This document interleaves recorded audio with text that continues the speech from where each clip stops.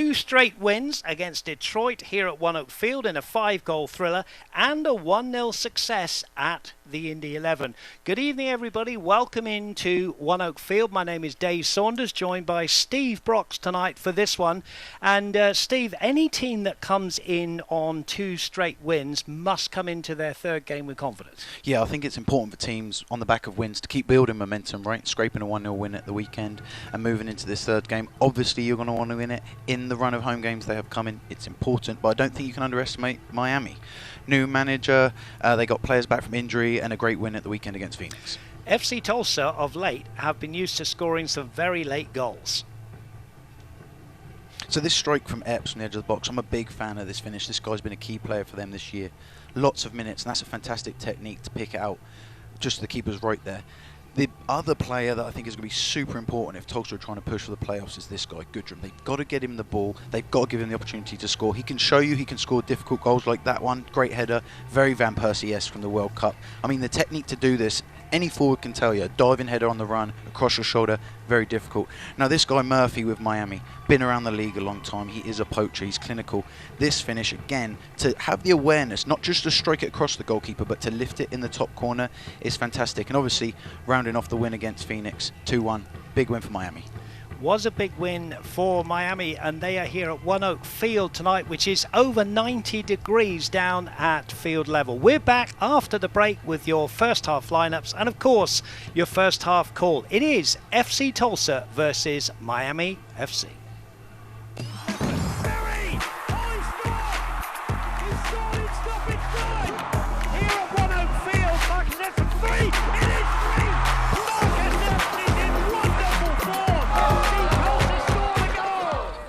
As the world demands reliable, low cost, low carbon energy, Williams will be there. with the best transport, storage and delivery solutions. We make clean energy happen. By being the best-in-class operator of the critical infrastructure that supports a clean energy future.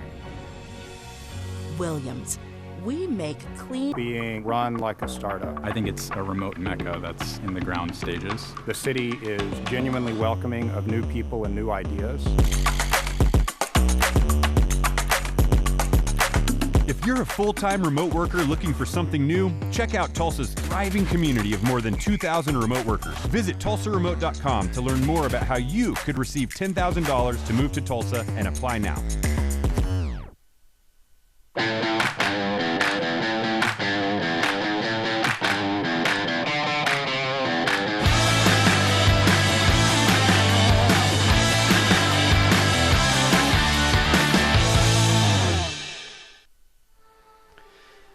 Tonight's match is brought to you by Bank of Oklahoma. We go above so you can go beyond. By Williams, we make clean energy happen. By Panera, the familiar made fantastic. And by Osage Casino Hotel, your place to play. Well, good evening, everybody, and welcome in to the fireworks and the national anthem here at One Oak Field. It is a very, very hot day. In fact, it's around about 100. It feels like about 100 degrees down on pitch side. My name is Dave Saunders. Alongside me, Steve Brox, and we just went down pitch side. Steve, we'll talk about that in a minute. Let's have a look now at the Rib Crib starting 11 for the home side, and of course that is FC Tulsa. And we can highlight there Rucci at the back wearing number 4 in that back three. Yeah, it's going to be important, Dave, for the back three tonight to maintain the great form they carried over the weekend. Rucci was obviously a standout player at the weekend with 8 clearances and 2 out of 2 tackles won. I mean, towards the end of that game, FC Tulsa really did a great job of seeing it out and getting the 3 points. And as for the Rib Crib 11 for the visitors today, Miami FC, there is a familiar position up there, and that of course is Mr. Joaquim Rivas, which Steve can talk to us about, but also we want to highlight that man Kyle Murphy. It's a pretty good front two, right? Yeah, I mean it is, and I think what will be interesting tonight is obviously I think we know Murphy's going to stay high and probably end up being the out-and-out striker, and one of the things about Rivas, we saw it at FC Tulsa, was the ability to play in different positions, and I would not be surprised if he drops in and ends up playing wide left throughout the majority of the game. Just one change. Cabral comes in to start this game the Brazilian in the centre of the midfield. We think that Miami, Steve, will line up probably 4-4-2, or maybe, as we said there, maybe Rivas playing a little bit deeper in a 4-4-1-1. Yeah, and I think that's what they'll be looking to do, right? Both these teams aren't scoring a lot of goals right now, so they're going to be looking for link-up play, Miami, and I think that's what they'll be trying to get out of Rivas, is have him play in the hole, connect the midfield, and on counter-attacks get the ball to Murphy and try and isolate Tulsa's back line one-on-one with him when and where those opportunities come about. Tulsa bone and joint injury report tells you that Bradley Bourgeois, we know, is already out, and Jorge Corrales has been away on Cuban national duty, is also out. As for the Miami FC, absolutely nobody, which as a coach, that's what you want to see. You're looking at FC Tulsa warming up in those very snazzy shirts that they are wearing. More about that in the broadcast, and we have two very interesting kits on show tonight. There's Marcus Epps and Moses Dyer, and there is the visitors, the Miami FC. There, right in the centre of the frame, is Joaquin Rivas wearing 11, and a lot expected of him, and he'll want to do well on against his old teammates as well, Steve. I mean, any time a player leaves a club where they spend an extended period of time and almost bedded in, and they get the chance to come back, they're going to want to kind of remind everyone, in their opinion, what they're missing out on. So there's no doubt Rivas is going to be fired up for tonight's game. He's going to want to do well. He's an El Salvadorian international. He knows the game. He's been around a while. His experience is going to help a lot tonight, for sure. FC Tulsa will be playing from right to left on your screens. The customary huddles for both teams on this very warm day. You can see the man in red there, the goalkeeper Michael Nelson, the 28-year-old from Katy, Texas, who's been in outstanding form and is way up there in the stats for goalkeepers in the USL Championship. Adam Armour there, you can just see there the number 30, comes in for only his fourth start. So big night for the young man, you know, when you've only made 4 starts, Steve, to come into a side that's doing very well at the moment. Yeah, and I mean, it says a lot about how Blair Glavin feels about him, right? You have a team that's been winning their 2 games on the road, 2 games in a row they've won, looking for that 3rd win now. So tinkering with that formation, he's obviously got a lot of faith in him and he's expecting good stuff from him. There's Philip Gudrun and Kyle Murphy, 2 prolific strikers for their teams. Gudrun, who's got 4 goals, gets us underway. The fireworks go off, and FC Tulsa, as I said, kicking from right to left on your screens, looking to go 3 on the bounce. Long ball forward, looking for Gudrun, but a powerful header away by Moises Hernandez.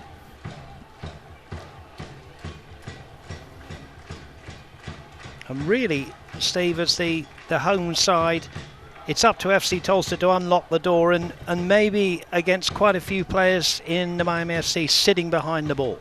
Yeah, I mean, if you look at the stats, right, neither one of these teams is greatly prolific. And whenever you're on the road, I don't think Miami have won a game on the road all year.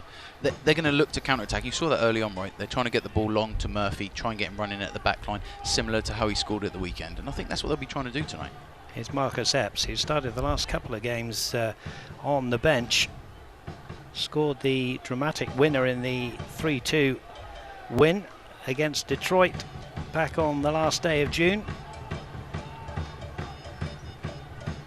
Ball down the left-hand side comes to nothing for Kyle Murphy, and it will be a throw-in for Milo Joseph. FC Tulsa lining up in a 3-4-3. The back 3 in front of Michael Nelson, the goalkeeper. Rucci wearing 4. Rashid Tete tends to play in the middle of the 3. Here's an early shot over the top, and Justin Malou, and then look for Milo Joseph to play as a kind of right wing back. Adam Armour, we've already mentioned, as the left wing back. Tommy McCabe and Eric Bird in the centre of the field, with Marcus Epps on the left, Philip Gudrun centre forward, and Moses Dyer on the right. So it's a pretty attacking lineup from Blair Gavin as he looks to consolidate this home form here at One Oak Field. Ball over the top will go all the way through to the man all in Illuminous green, and that is Adrian Zenderas. Here's the Englishman Thorne.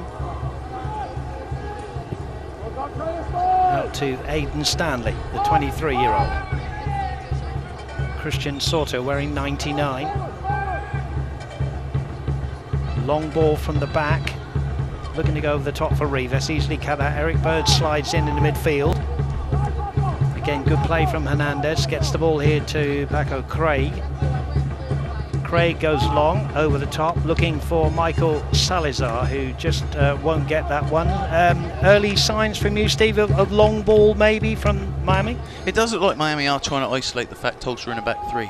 They've tried it twice down the left now. They've tried the switch out to the right. They're trying to play in behind the wide of the three out back. I'll be curious to see if it's a pattern that develops, that is something they think they can exploit.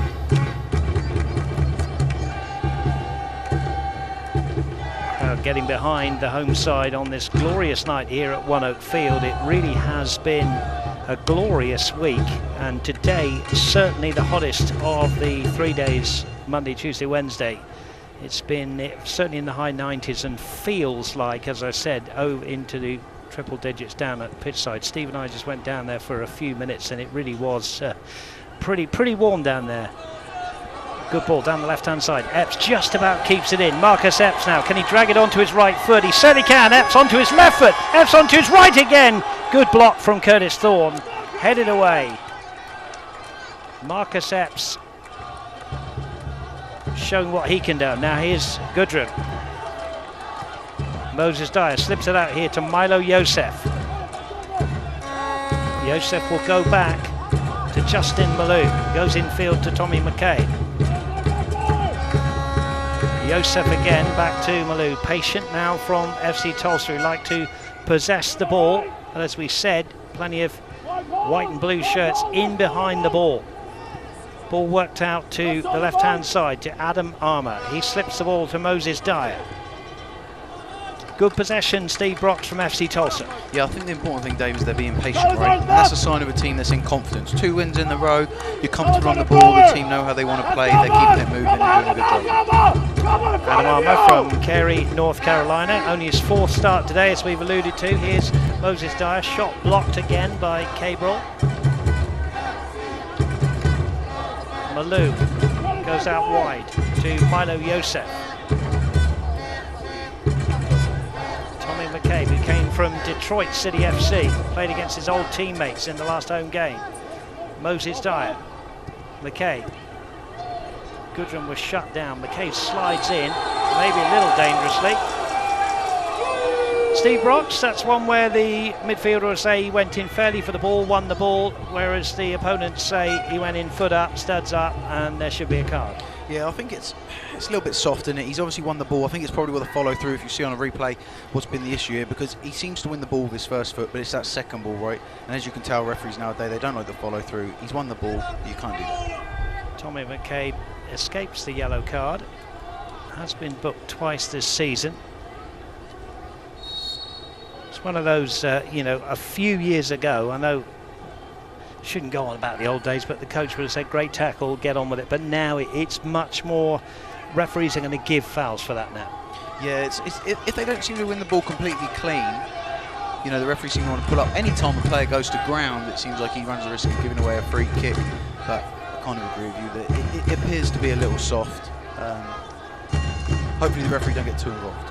6 minutes gone, 0-0 here at One Oak Field in this USL Championship match between FC Tulsa, the home side, playing from right to left against the blue and white shirts of Miami FC, who've yet to win a game away from home.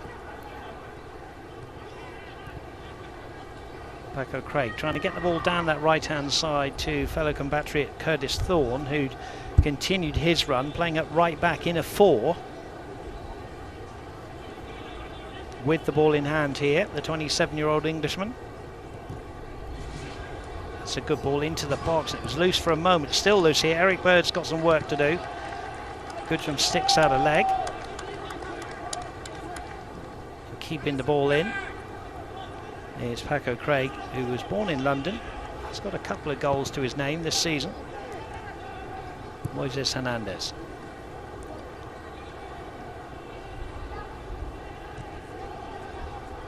Here's the Brazilian Gabriel Cabral. Paco Craig, good possession here.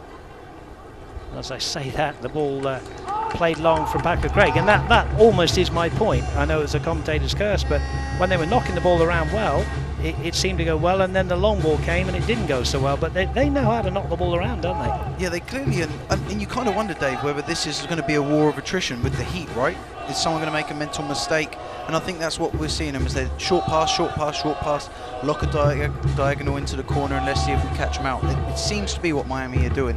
The nice thing about with Tulsa with the keep ball is they're all playing with their back to goal. That ball gets played into the forward's feet, keeps his back to goal, drops it back, and they're building patiently throughout. Good sliding challenge there in the midfield for Miami, breaking up the attack. Curtis Thorne.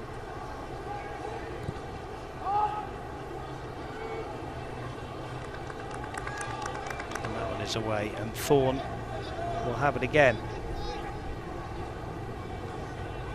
Just a few yards inside the FC Tulsa half. 0-0 the score. Thorne chests the ball down, nods it infield, finds Salazar. Laid off nicely by Sorto, coming from the left to the middle. Aidan Stanley. That one rather hit Rivas, but he just manages to get it through to Sorto. Tidying up is Justin Malou, and then Milo Yosef infield. Gudrun just slipped there, and it's back with the visitors here, who are in the shape of Mark Segbers. Epps thought that Armour was making the run, but Michael Salazar, good defending from him, allows Thorne just to go forward from his right back spot. Good dummy from Rivas here to Kyle Murphy. Now Sorto onto his right foot, could try one, shut down. Brings in Thorne again, patient build-up, but a good build-up here from Miami FC. Salazar. Sorto has continued on to the right-hand side of the field, now switches it here to Rivas. Rivas tries a right-footed shot, and in the end an easy save from Michael Nelson. But a nice build-up from the visitors, Miami FC, Steve Brock. Yeah, moving the ball around, no one's trying to run more than they need to in the heat. They're being patient and waiting for their opportunities to open up. 0-0 it remains. As we look at the replay there, and Rivas, who's predominantly left-footed, obviously can score goals with his right, such a great player, but didn't quite get that one as he would have liked. Here's Moses Dyer working hard, bringing in Moises Hernandez. He gets nutmegged by Milo Yosef. Yosef will now switch from right to left and bring in Armour, who chests it down brilliantly. Gudrun waits in the box. Dyer's there as well, tries to find Gudrun, but that's very fine defending from Paco Craig, who read that extremely well. Here's Mark Segbers. Gets the layoff from then out. Interesting character, Mark Segbers, wearing number 2. Very experienced player, but really, by his career has always been a fullback, Steve, and he's having to play because of injuries in the centre of the midfield, and by all accounts he's done pretty well in there. Yeah, and that's never easy to do, right, at any level, let alone at the professional level. So again, it speaks to the trust that the coach is having in him to do that. For Lewis Neal to come in as an interim coach and make those changes, like you said, out of necessity, and have someone who can do it as an experienced player, says a lot about his ability. Mark Segbers, who will sit in that midfield from St. Louis, Missouri. This is his 14th start of the season. As I said, not all of them by any means have been in the centre of the midfield. That's over hit and an easy catch for the 6'5" frame of Zenderas, who rolls the ball out, and away come Miami again. Thorne just goes back to his keeper. And Philip Gudrun did really well to shut down the space. That's one of the traits of Philip Gudrun. He seems to shut down space very, very quickly and will chase lost causes. Here's Adam Armour, looks to get a corner, but Salazar's done really well there, cleared the ball. But that's what Gudrun will give you, Steve. Yeah, you want a front man like that who's going to hustle and put the goalkeeper under pressure, especially up that end of the field. I mean, you can see clearly where the baseball turf usually is. And so the goalkeeper's struggling with that, and I think they were recognising that and they're putting pressure on him in those situations. Here's Rucci, Tommy McCabe. Rucci again. Everybody in behind the ball for the visitors as Marcus Epps tries to get a ball out, and does, to Justin Malou. Good run this from Milo Yosef. Oh, was there a clip from behind on Moses Dyer? He thought there was. He looks towards the linesman. The linesman says no. Steve, anything in it for you there? No, But the thing that I'm finding kind of interesting so far, Dave, is this build-up play. The difference we're seeing between the two teams, right? I think it's very evident who is playing at home and who is playing away. You can see that Miami, when they've got that possession in the centre third of the field and they have that chance to knock it long, they're doing it pretty much every time. Whereas Tulsa are building up. They're trying to bring players into the game and move forward as a unit. And I think that's testament to the difference between the home and away teams. And obviously Tulsa, 2 wins on the bounce, looking for the third. It's showing the confidence amongst the team too. And I do think they've got a good chance getting down that the Miami left tonight and getting some joy out of that left side. And Zendiris, it is, clears the ball. Tete in there with Rivas. Rivas comes out with that one. Here's Soto now. Soto trying to go round Malou, but Malou was not having that. Untidy back pass, goes all the way back to Michael Nelson, has to clear. Now, Moses Dyer down that right-hand side with Moises Hernandez for company. Goes back here to Eric Bird. Eric Bird, who's played the last few games almost as a right wing-back, won the penalty in the Detroit game for the first goal. Very versatile player, the experienced man. Playing in central midfield alongside Tommy McCabe tonight. Here's Philip Goodrin. Great possession build-up right now. Yeah, Bird works it out well to Milo Yosef. Yosef infield here to Moses Dyer. Dyer here to Eric Bird. Moses Dyer again. Justin Malou. They keep possession well to FC Tulsa, but then you could argue the same in this first 14 minutes for the opposition. Here's Goodrin. Doesn't need much invitation to shoot towards goal. Blocked out well. Segbers up to Rivas. Salazar, neat play from Miami FC here as they work the ball out here to Aidan Stanley. Really good football.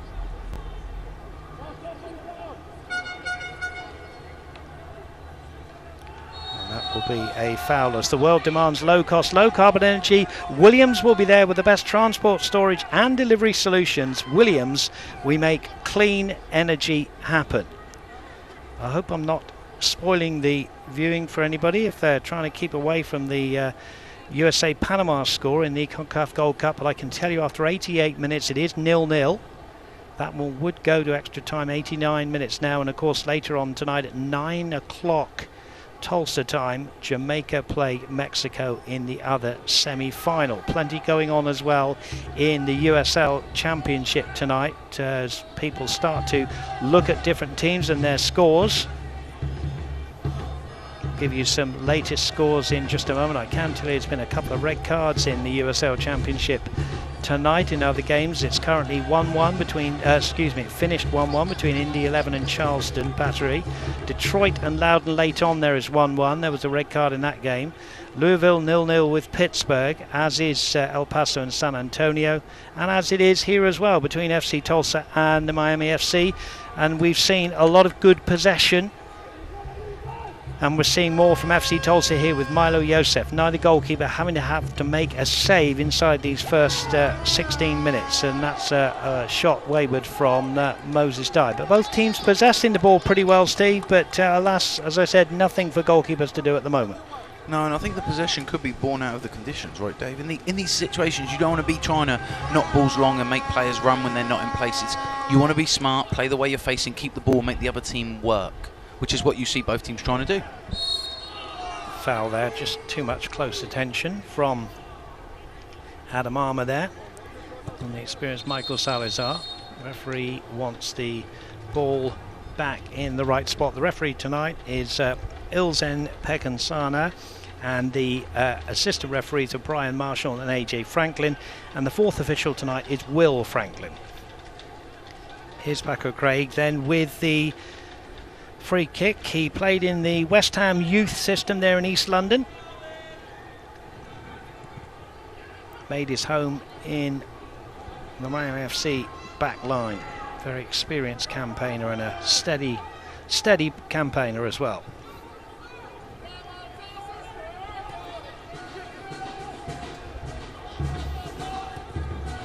Good ball up the line here to Thorne.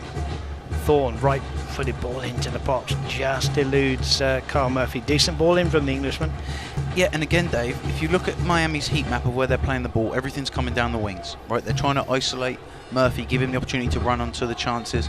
We talked about it pre-game. The guy's a poacher. He's made a career out of being a poacher. So what they're trying to do is they're trying to isolate the fullbacks one-on-one, get these balls in, get these long balls over the top, and try and get him in and around the 6-yard box for a tap. 0-0 it remains. FC Tulsa currently 9th. Their overall record this season, they've won 4, drawn 7 and lost 7. Home here at One Oak Field, just 2 wins. They beat Loudoun 3-0 back on Saturday, March the 25th, and then the 5-goal thriller where they came from behind twice to beat Detroit by 3-2 on June the 30th. They have drawn against Pittsburgh, El Paso and San Antonio here at One Oak Field as well. Moses Dyer lays it off here to Eric Bird. Bird wants to go over the top here, looking for Gudrun. But again, Paco Craig just calms things down back to his keeper. Thorne to Craig again. Craig gliding over the surface here, up to Kyle Murphy. Segba's got a little bit lucky, but will drive down the centre of the field. Mark Segba still with the ball. Tete was in the way of that one, and FC Tulsa's defensive wall stood firm. Now at the other end, here's Bird taking over. Slides in, and that will be a Miami. In fact, it's gone off Michael Salazar, but good move there from the Miami FC, Steve. Up the centre of the field, Segba's involved, just no end product. No, patient little triangles causing problems for Tulsa through the midfield then. Centre-back bringing the ball out always gives you something to think about, right? If your forward's not going to track with him and he's running into that space, who's going to pick him up? Gudrun dropping deep. Here's Tommy McCabe. Chip ball over the top. It's a good one. Bringing in Justin Malo Yosef here. Yosef trying to find Gudrun, but Paco Craig had read that one pretty well. McCabe with plenty of space here to play a threaded ball up to Gudrun, but close attention from Moises Hernandez. All good and fair, says the referee. Certainly Gudrun, as you would expect, being marked very tightly, but he only needs a little run off the shoulder of the defender to create his own space. Here's Rucci. Adam Armour. You'd expect that, Steve. The defenders keeping very, very close to somebody of Gudrun's quality, as I'm sure FC Tulsa will be doing the same for Kyle Murphy. Yeah, and I think the thing with Gudrun is you can see like he's looking for runners off him, and he's not got anyone. So if you give him someone, he can play the ball spin and they can play him through. And the more the game builds, I expect to start to see that, because he's going to start to get frustrated and he's going to need that help. But if he drops it back then, spins his defender, he's put through one touch, because they're all playing pretty tight. It's Rivas. That's the voice of Steve Brox alongside yours truly, Dave Saunders, here in the commentary box for FC Tulsa versus Miami FC. Both teams have found wins a little bit difficult to come by. Miami FC really did improve in their last game and beat Phoenix. Marcus Epps just having to go off there to get a little bit of attention. See Tulsa temporarily down to 10 men.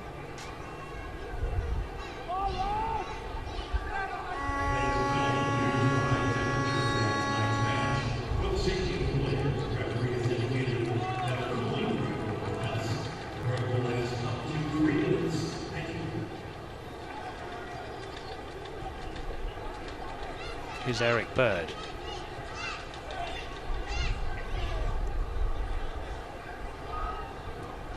Just receiving a little bit of attention. Just see at the top of your screen there.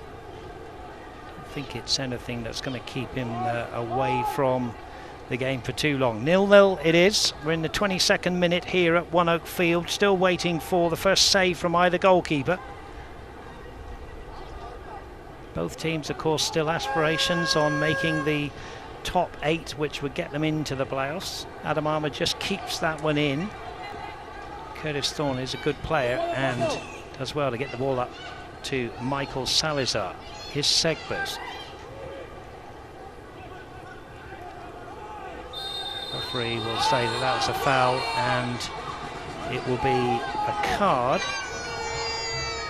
for the foul in the back of Kyle Murphy, and the card will go to Justin Malou. Just about right for you, Steve? I think it's a little soft. I think we'd have to see it again in the replay. I think the bigger thing of that is Murphy playing with his back to goal, like we talked about at Goodrum.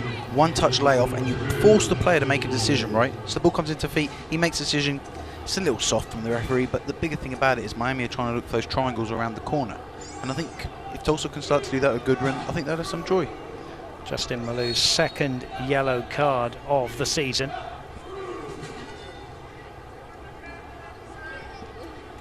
Is Mark Segbers.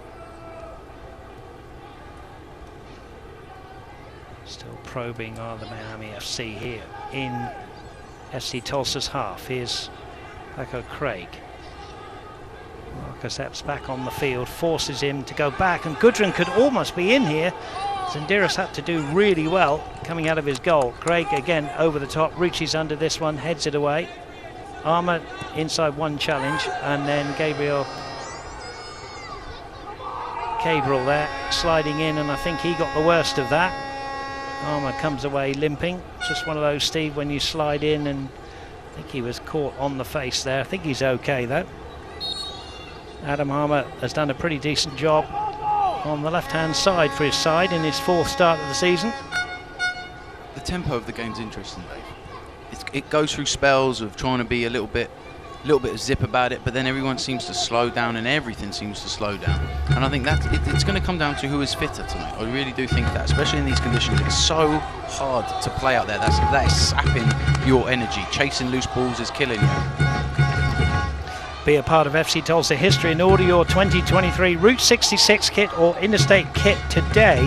Pick yours up at the FC Tulsa team shop or order yours online at fctulsa.com/shop. 24th minute ticks over. It is still 0-0. These two trying to keep possession of the ball. The stats at the moment put it 61% in favour of FC Tulsa to 39 for the Miami FC.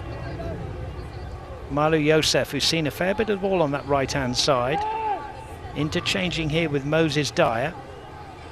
Eric Bird just overcooks that one, and in fact there was a foul and an opportunity, Steve Brox, in a pretty good position to get a decent ball in here to the box. Yeah, set pieces are going to be important tonight. Any chance you get in these, again, we seem like we're a broken record talking about it, Dave, but these conditions, any chance you get to work a set piece that you would have worked on all week in training, you have to make it count, so they're going to want to make the most of this. Everybody back, apart from Joaquin Rivas inside the box. There is Milo Yosef, who will be looking to get this one in behind the line, which is being held around about the 15-yard line. Eric Bird, furthest man away from the ball with Kyle Murphy. Referee blows his whistle. In comes the ball, low into the box. It bobbles around. They wanted a handball. Referee was having none of it, and in the end it's booted away by Cabral. And nothing comes of it, Steve. A little bit disappointingly for FC Tulsa's point of view. I mean, the thing that stands out to me there, Dave, you said it. Miami left no one up the top of the pitch, but Tulsa kept 3 people back. Why are you not putting more people in the box in those situations, you know? Here's Sorter, left-footed drive up the field, headed back. Down by Eric Bird to Tommy McCabe, who likes to drive things forward from the midfield. Malo Yosef to Malou to Tete. Now Rucci, all of the back 3 involved. Here's Moses Dyer with Thorne for company.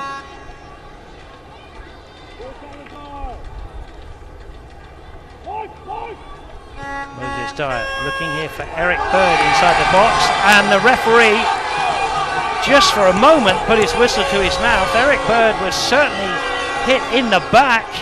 Anything in that for you, Steve Brox? Yeah, I think the refs had a nightmare there, Dave. I think when we see that back in the replay, you're going to clearly see that Bird was pushed in the back there and that cross came in. You could say he's looking for it to some degree, but a foul's a foul. And the way the referee's been calling everything so far, I mean, to me, initially, first time we see it, I think it's a free penalty. Sorry, you see it from that angle there too. I think it is too. Yeah, looking at it again, Salazar was confident that he won the header, slightly untidy. Eric Bird certainly felt he was pushed in the back, and just for a moment the referee had the whistle to his mouth. In the end, went for no call. It remains 0-0, and it livened the crowd up. It's Segbers. Tommy McKay just about saves that one from going out from a corner. 27.5 minutes gone here, 0-0. Certainly a talking point as we await the Miami FC throw-in. Here's Joaquin Rivas, the former Tulsa Roughnecks and FC Tulsa man. Craig brings in Thorne. Miami FC very high up the field here as they press together. Craig towards the 18-yard line, away by Tete. McCabe clashes with Cabrel. All fair, says the referee. Here's Milo Yosef chipping the ball in here to Eric Bird. Eric Bird's got a little bit of space to run into. Moses Dyer wants the ball, so does Gudrun. Back heel away by Paco Craig, very calm, collected. And Joaquin Rivas picks it up in the centre circle.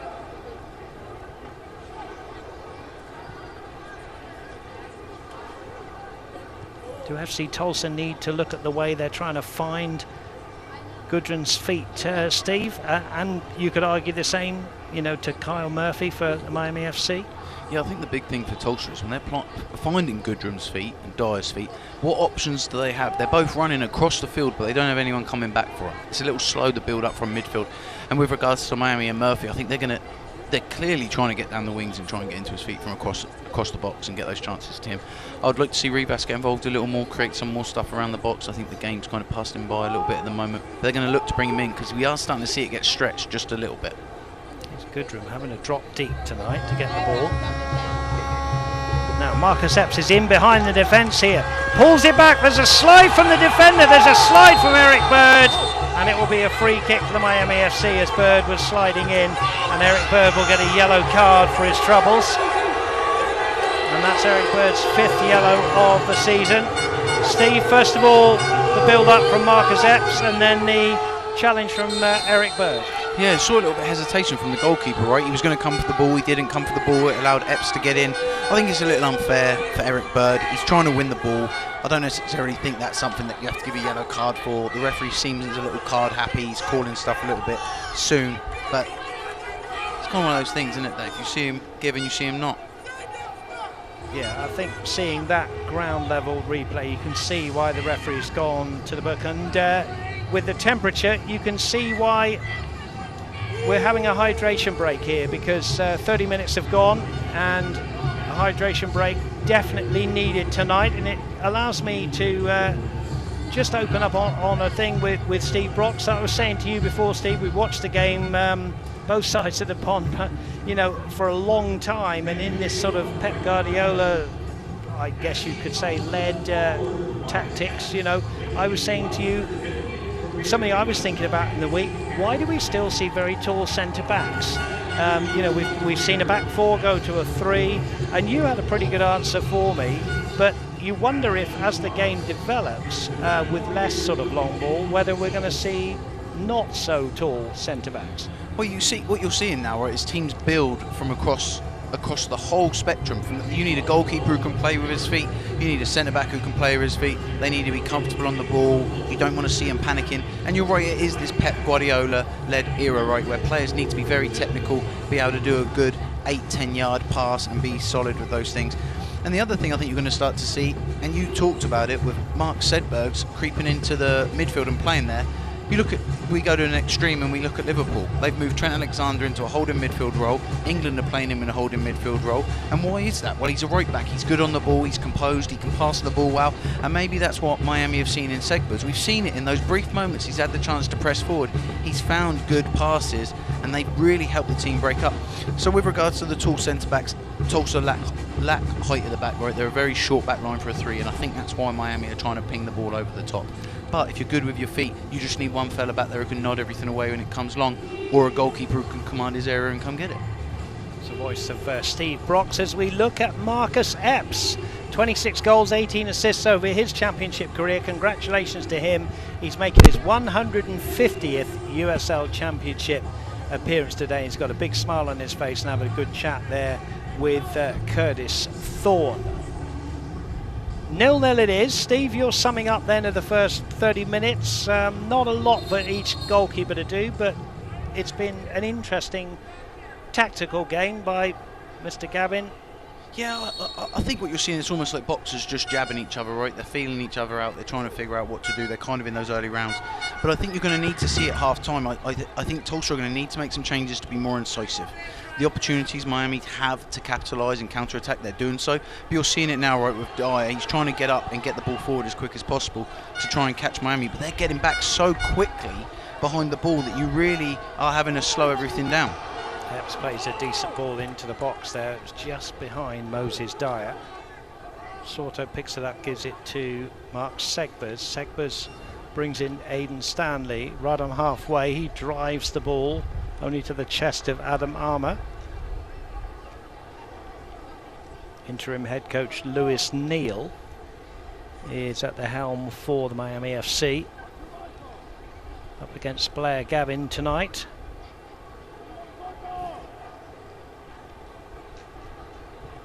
Gudrun. Segbers was in late.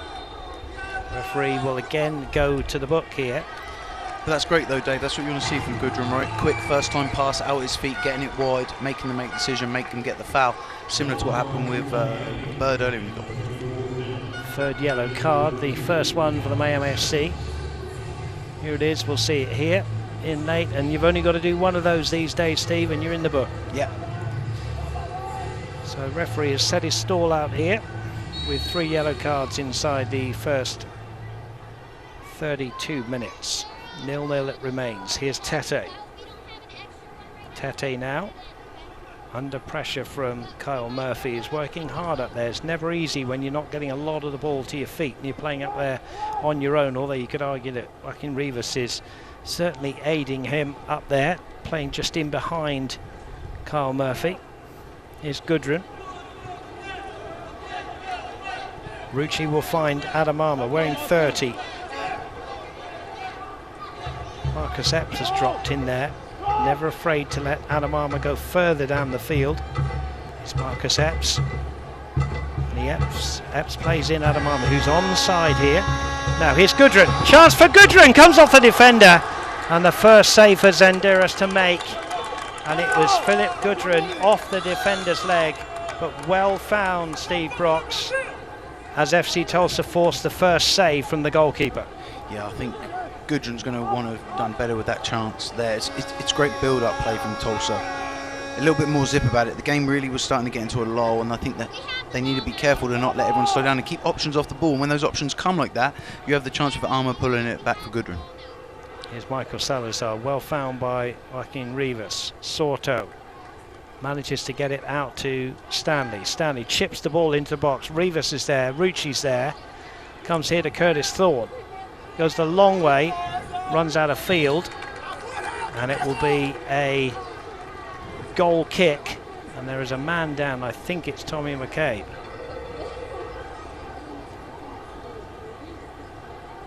Curtis Thorne's a decent player for me, Steve. He's come in at right back. He's had his injury problems. It's his 13th start of the season. In fact, he did start in the 2-1 win against Phoenix. But he's a decent player. He's covering a lot of ground too. I think he's having to do well. He's keeping his eye on Armour and Epps. They seem to be doubling up on him, but he's handling everything. And the big thing as well for Miami, I think Lewis Neal will be glad to see that he's given them an attacking outlet. They're not just getting stuck, fatigued, and staying in their shape. There is Lewis Neal. You've got a sight of him. Played for Shrewsbury, Carlisle United and Preston North End back in England.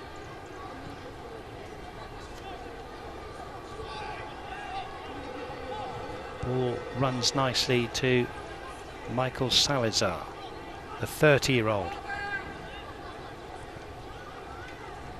Paco Craig goes back to Zendiris, who's had one save to make just in the last few moments. 0-0 it is.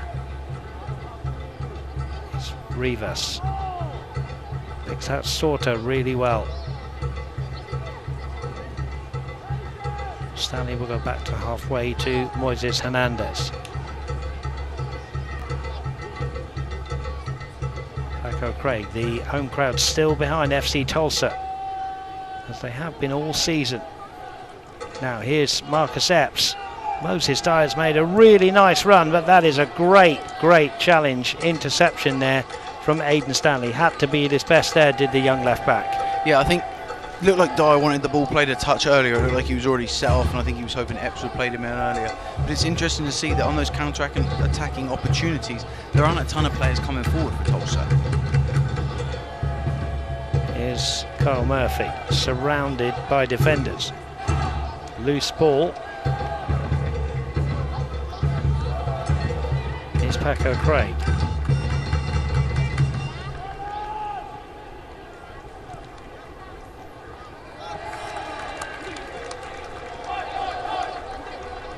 This is a big game for both teams tonight.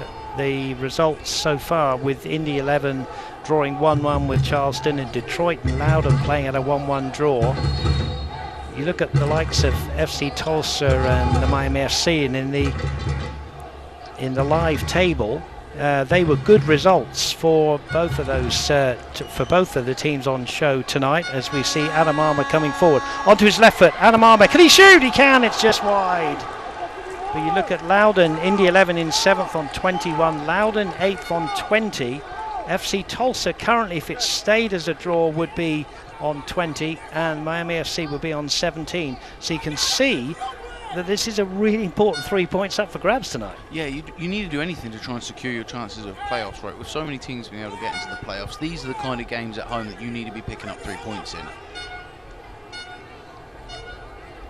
In the Gold Cup, I can tell you it's USA 0, Panama 1, and they've been playing for 100 minutes, and the goal was scored by Anderson in the 99th minute. So a little bit to do for the USA side here if they want to be in the final. Here it's 0-0. As Zendiris takes the goal kick. Underneath this is Adam Armour with Michael Salazar. Salazar wins that one. Here's Rucci holding off Rivas. Eric Bird. Loose ball from him. Crowd quietens. It's going to be a throw in right on halfway for Curtis Thorne.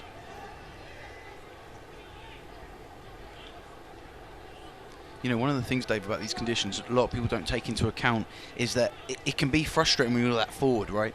And keeping your shape and the option and staying high up the field for both teams is something that's going to be important. And we've started to see Rivas drop just that little bit deeper.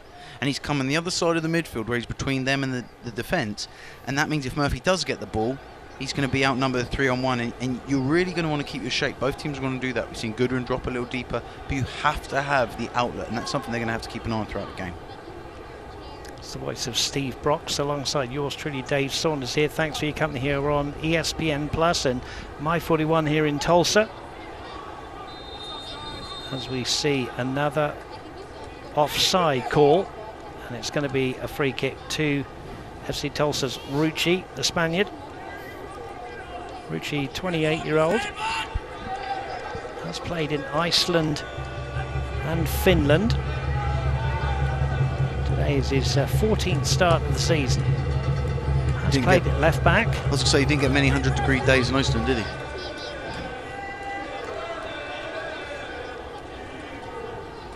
Here is Rucci. Looking for some space, looking for an outlet. Gets it in the shape of Goodwin. He goes to ground. Paco Craig pushes him over. Goodwin's working hard for the cause. Goodwin coming from Memphis 901 with crowd favourite Rodrigo da Costa going the other way.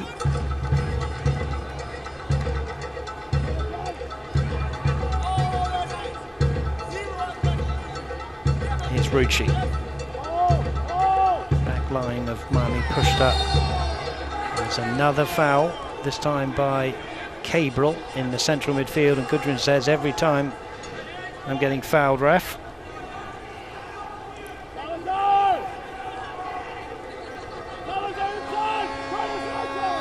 Tommy McCabe gets FC Tulsa underway again. Here's Marcus Epps, still back on the halfway line.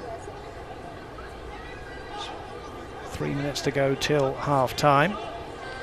Gudrun, slightly loose from Gudrun. Here's Malou, finds Milo Yosef. Eric Bird. Rucci again, just crosses the halfway line. As FC Tulsa probe again, with their fans really trying to get behind them. Here's Adam Armour now, wide on the left, up against Curtis Thorne.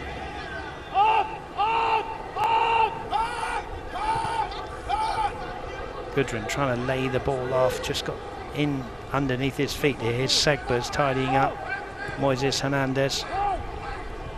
And now back to Zandiris. His ball is up towards Rivas, but a good header there by Justin Malou. Here's Kyle Murphy holding the ball off to Cabral. Paco Craig.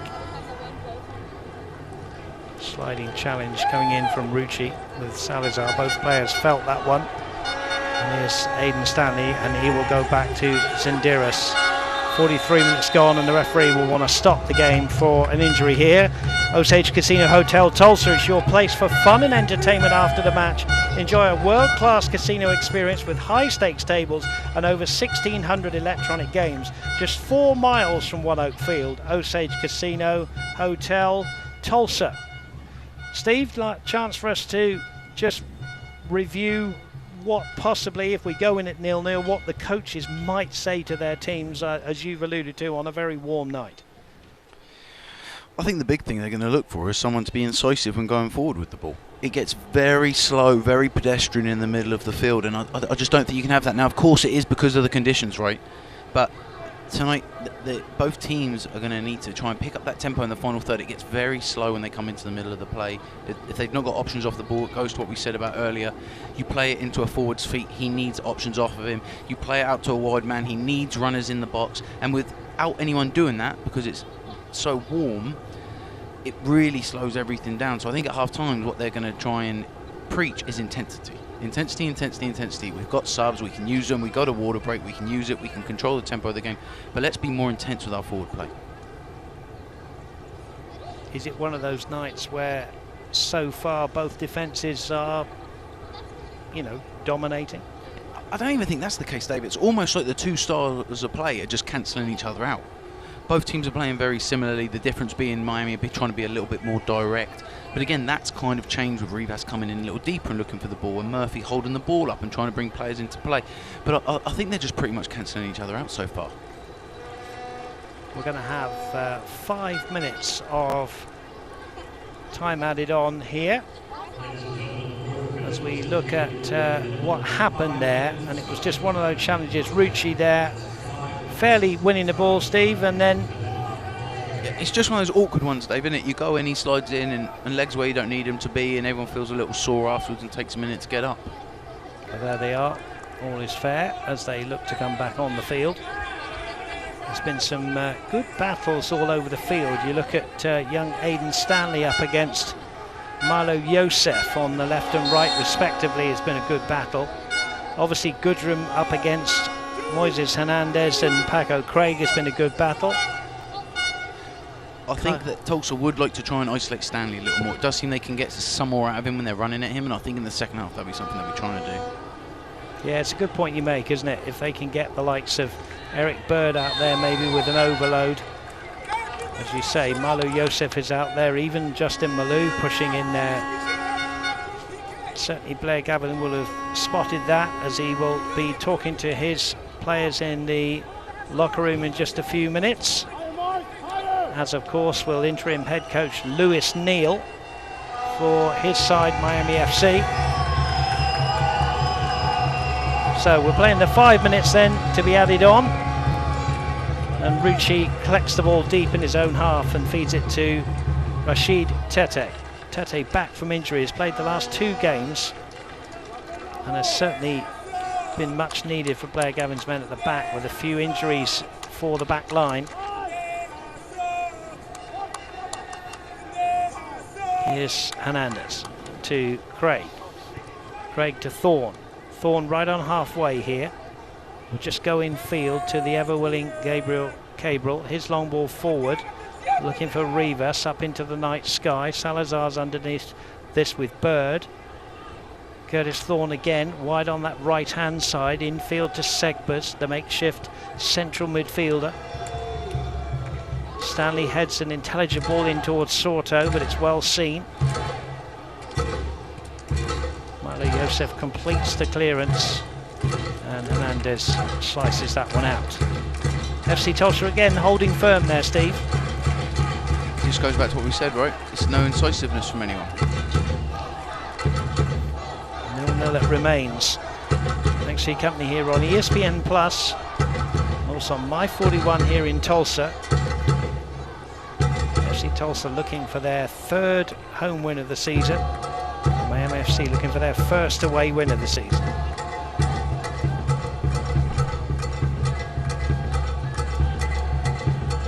No foul, says the referee. Here's Rucci inside his own box. Adam Armour. Again, that doesn't find Goodwin. He was slightly frustrated with that one. Hernandez picked it up. Soto runs into a little bit of trouble. One back by Dyer. Here's Moses Dyer up against Stanley. Stanley does well. I think the frustrating thing for Goodwin then is he's saying to him, why are you playing it into me now? We got to build through the midfield, because if it comes into me and you've played a 30-yard switch to me, I've got no one around me. Well, the referee is just going to have a word, I think, with Hernandez, just about the attention I think he's giving Goodrum. I think he just had a quiet word there, just a push in the back. We'll see it again here. Goodrum's holding off well, and Hernandez just a clumsy challenge in the back. The referee will just be thinking maybe one more of those, and he'll be looking towards his book. Here's Rucci. 0-0 it remains. We're playing the 5 minutes of added time on here before the players go down for a well-earned cold drink, I'm sure, on this very warm night. Here's McCabe. Rucci. Is there one last opportunity here for FC Tulsa in this attack, or indeed for the opposition? Marcus Epps trying to chip the ball over the top. Dyer's in there, but again, that's good defending from the young 23-year-old Aidan Stanley. Good defending, Steve. Held his man off. Goal kick then for Adrian Zenderas. 3 clean sheets this season. He did spend 3 seasons with Sporting Kansas City. Of course, Jake McGuire on the bench. So those two have shared the goalkeeping duties for Miami FC as the referee brings proceedings to an end, and it's 0-0. And Steve, you're summing up. I know you've done a fair bit already in this first half, but you know, if you're both coaches, are you satisfied that you've got to half-time at 0-0, and also what do you say to your sides at half-time? Well, I think the thing I'll say that Miami are doing well is, and we've started to see it there, is they've frustrated Goodwin, right? They're taking turns in fouling him. They're rotating through. They've clearly said, okay, we're going to get this guy fired up. We're going to frustrate him. I'm going to go, you're going to go. No players fouled him twice at the same time. So I think that's a positive for Miami. The negative for Miami is Murphy is too isolated. They've not brought him into the game enough. They're trying, but the final ball is poor, for lack of a better term. I think Tulsa, the tempo. You're at home, dictate the tempo, put them under pressure, press harder, make them work. Do substitutes play a big part in tonight's game? I think that one guy is not going to make 11's intensity increase as much as you need them to, right? This is all going to come down to the coach. What's he going to say to him at half-time, and what changes is he going to make? Plenty to get through in the Williams half-time show, so don't go away. We'll take a break now, but it's half-time here at One Oak Field. FC Tulsa 0, the Miami FC 0. Smoking the good stuff over 20 years, serving up mouth-watering barbecue, talking about slow-smoked classics like Rib Crib's famous ribs. Yeah. Hungry yet? Rib Crib. Hey! Thanks for coming out again. I mean, we really appreciate you guys supporting us this year. And I mean, nice ride. Absolutely, we're always happy to partner with you guys. If you like this ride, you should come by Ferguson Kia and check out some of our inventory. Let me make you a deal. So if you guys score on Keegan from half field, Ferguson Kia will give free FC Tulsa tickets to all of our new customers. You're on.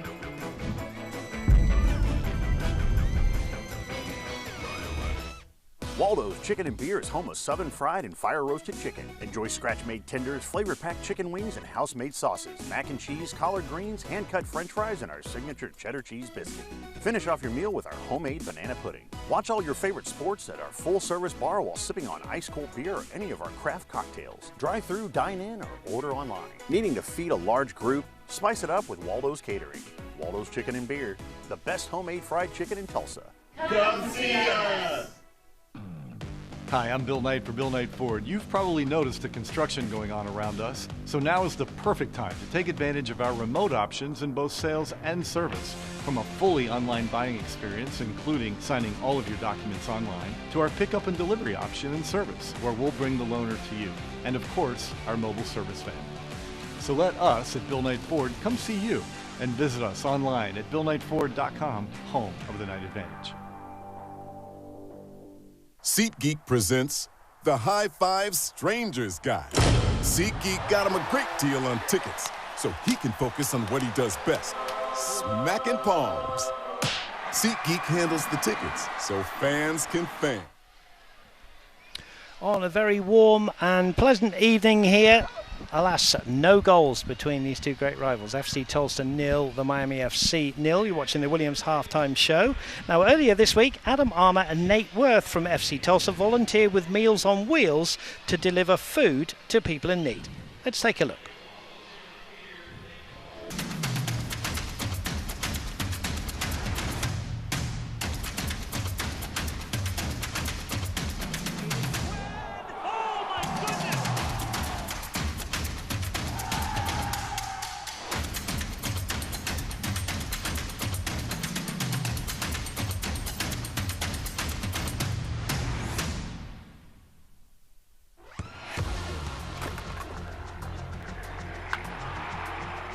We all have goals. But let's be honest, most of us aren't going to be professional athletes. But if your goal is to finish your degree, we can help. Come to a university that puts your goals first. Bellevue University, your partner in finishing goals. Slide this in behind. Now it comes for Valesky. Tries to leave it there for Gleedall. Sam Gleedall. It's a tap in for Christian Valesky. And Monterey Bay are absolutely flying tonight. Bomasoso. Right through the middle. Johnny Rodriguez. Rodriguez scores! Something out of nothing for the Oakland Roots. Hi, I'm Dr. Steve Tiger. At Tulsa Tech, we're committed to helping every student find success in the workplace. Today, companies right here in our area are looking for someone just like you. Turn your love of cars into a career, or take to the skies and let your earnings soar in aviation. Hands-on training from instructors with the know-how and have worked in the industry. If engines aren't your thing, we can train you to design, create, or fix just about anything. Why wait to start your new career?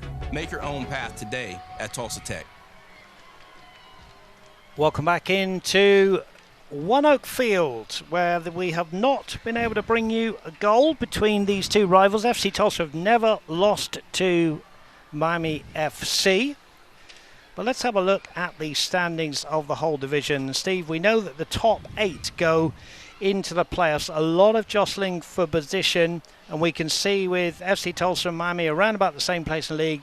This is a big 3 points up for grabs tonight. Yeah, I think for Tulsa, you build that space from Miami, right? And obviously Miami is going to bring them level on points with FC Tulsa, but you just need to do all you can to get into that top 8. So I really feel like the game is there for the taking for Tulsa tonight. Yeah, normal suspects at the top there. Tampa Bay Rowdies in great form. Pittsburgh and Charleston. Lou City, who've gone down to Pittsburgh at home tonight by 1-0 as we take you to the out-of-town scoreboard. Been and some red cards around tonight. You can see Indy 11 finished with 10 men but drew with Charleston Battery by 1-1. Same thing happened with Loudoun. They went down to 10 men. They drew 1-1 with Detroit City FC. Half-time it is El Paso 1, San Antonio 0. And what about that for a scoreline? FC Tulsa went there and won by 2-1. Pittsburgh have gone there and won by 1-0. Not many go to Lou City and get a result like that. And later on, we look forward to Oakland Roots against Memphis. Now let's have a look at some news and notes. And we can say that Uluwasi became the 10th player in USL Championship history to record multiple hat-tricks in the same season last Friday night versus Memphis 901 FC. Only Matt Fondy has 3 hat-tricks in a single season, something he accomplished with Lou City FC in 2015 en route to earning the league MVP title that year. Enzo Martinez, he moved into second place in the all-time USL Championship goals plus assists category last week with 109 total contributions. Martinez has scored 66 goals and registered 43 assists in his career, trailing only Dane Kelly with 106 goals and 26 assists. Now, Manu has been around for a long time. Josh Suggs, he became the 3rd player in league history to reach 250 USL Championship appearances last Saturday. He joined Jan Ekra and Dane Kelly in reaching the landmark. He only needs 8 more minutes to get to 20,000 regular season minutes. Steve Brock's 250 appearances in the USL is a pretty good milestone, my friend. That's some good going to build a career in this league for that long, Dave, for sure. It is. Josh Suggs, and he can play in a variety of positions, I can tell you. We'll have one last commercial break, and we'll come back and we'll have a look at the highlights and the stats of this first half between FC Tulsa and the Miami FC. SeatGeek presents Boomstick Lady. SeatGeek helps her find the perfect seat so she can sit where her boomsticks make the biggest boom. Oh, okay. SeatGeek handles the tickets so fans can fan. Summertime is back at Osage Casino Hotel Tulsa, and we have the perfect getaway for you. Cool off in our spacious freeform pool, grab your favorite drink and chill at the poolside bar, or relax and unwind in a cozy private cabana. Just steps away are tempting restaurants, live entertainment, and a world-class casino gaming experience. At Osage Casino Hotel Tulsa, your place to stay and relax. When I come home, it's like I feel like I'm in my dream home. I've been doing a little research on HELOCs, and I went to Oklahoma Central Credit Union. They were wonderful. We've added pretty much a new addition to our house. We didn't even have to pay the closing cost. They paid it for us. So I've been with Oklahoma Central for quite a while. I'm not going anywhere else. Hi, I'm Lauren, and I'm an engineer here at Williams. I think what has kept Williams thriving for over 100 years since the Williams brothers first founded the company is our constant innovation. We recently started a partnership with Microsoft so we can have the latest and greatest collaboration technology. We are starting up solar farm projects and thinking of ways that we can incorporate hydrogen into our pipelines. This allows us to partner renewable energy with clean burning natural gas right here, right now.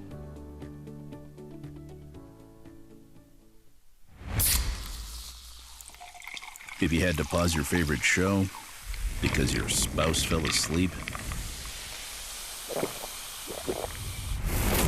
you've compromised enough. Pepsi Zero Sugar. Today's match is brought to you by Williams. We make clean energy happen. By Bank of Oklahoma, we go above so you can go beyond.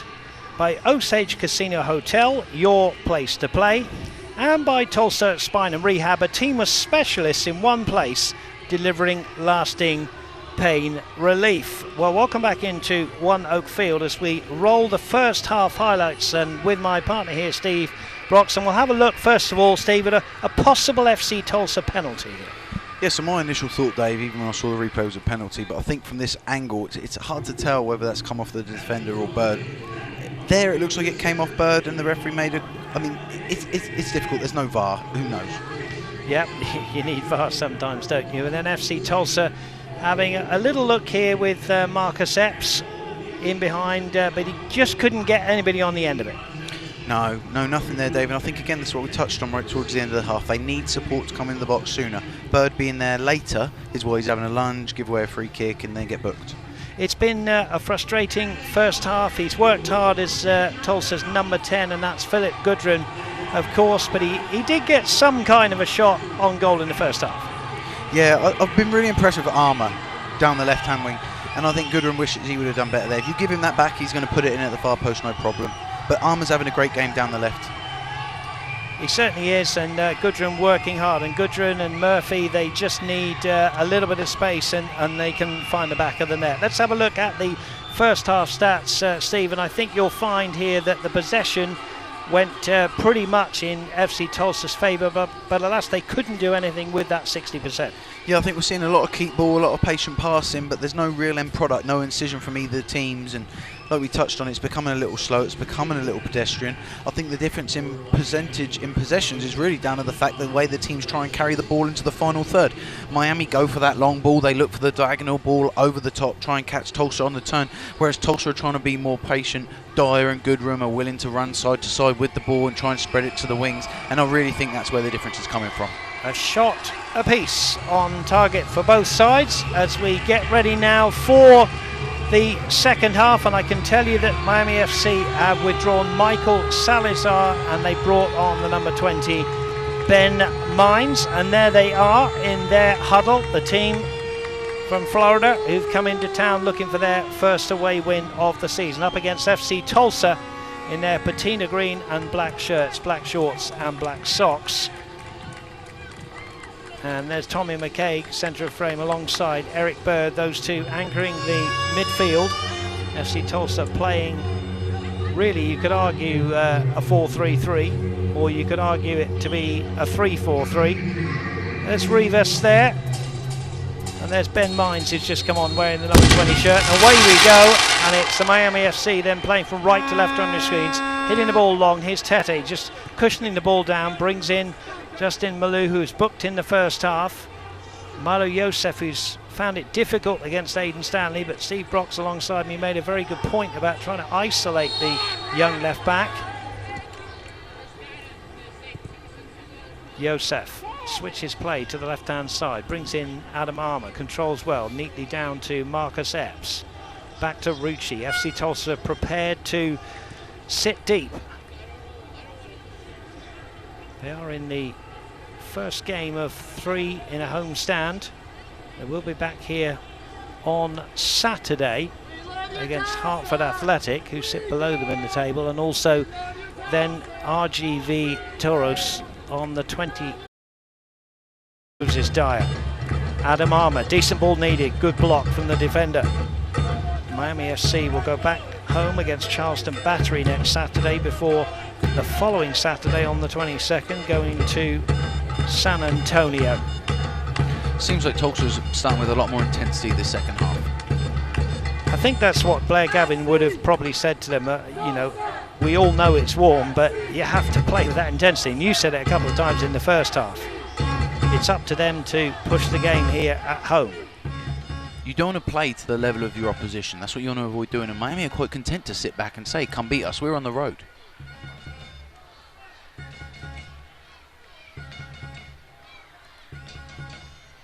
Said Rashid Tete. Now Rucci, the crowd quietens as they watch FC Tulsa probing here, looking to get the ball to the front line. Here's Adam Armour. That one did come off Philip Gudrun. Armour had gone in field. Gudrun works hard for the cause. Marquee signing, scored on his debut in Lou City. Let's play Gavin. Always keeps calm. Turned things around in the last 2 games with 2 wins. One here at One Oak Field, a 3-2 win against Detroit City FC. And then a very defensive performance after the early goal from Moses Dyer in Indy 11 to win that one by a 0-0. Looking to make it 3 on the bounce here. The first time in at least 2 years. Now Aidan Stanley goes down.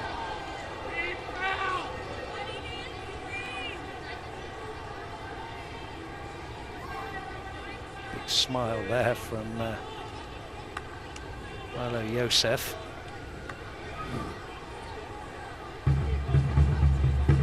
USA 1, Panama 1. A very late goal from Ferreira, bringing it back to 1-1, so that game will go to penalties. We'll try to keep you up on that one. Asorto will probably go into the referee's notebook for pulling back Milo Joseph. In fact, he's going to get a warning there. I think he's lucky with the way the ref's been in the first half to not get a book in there. Yeah, I agree with you. You just want to see consistency, don't you? Yeah, I think, you know, any time that you sort of deliberately pull someone back, that's normally a straight yellow card, isn't it? But referee deeming to keep his pencil and notebook in his pocket there. You know, the way Murphy moves and runs up front, he reminds me a lot of Alexander Mitrovic at Fulham. Yeah, I think you're right. Great player, Murphy. He's been around a few, you know, Memphis 901. He's just a very good striker. RGV, San Antonio, Loudoun, Tampa Bay. There he is in the thick of things. And like we say, all good goal scorers, Steve. What do they need? Just one shot in the whole game, and they can win you the game 1-0. That's it, right? And I think Miami, that's gonna be the problem for Tulsa, right, Dave? We know that if Miami are going to score, they're just going to sit, pack up shop, sit to a 4-5-1, drop back, leave Murphy high on his own, hit him stuff to chase over the top, and it's going to be very difficult for Tulsa. The first goal in this game is going to be crucial. Lots of players jostling for position right on the penalty spot. The corner. Headed away by Gudrun.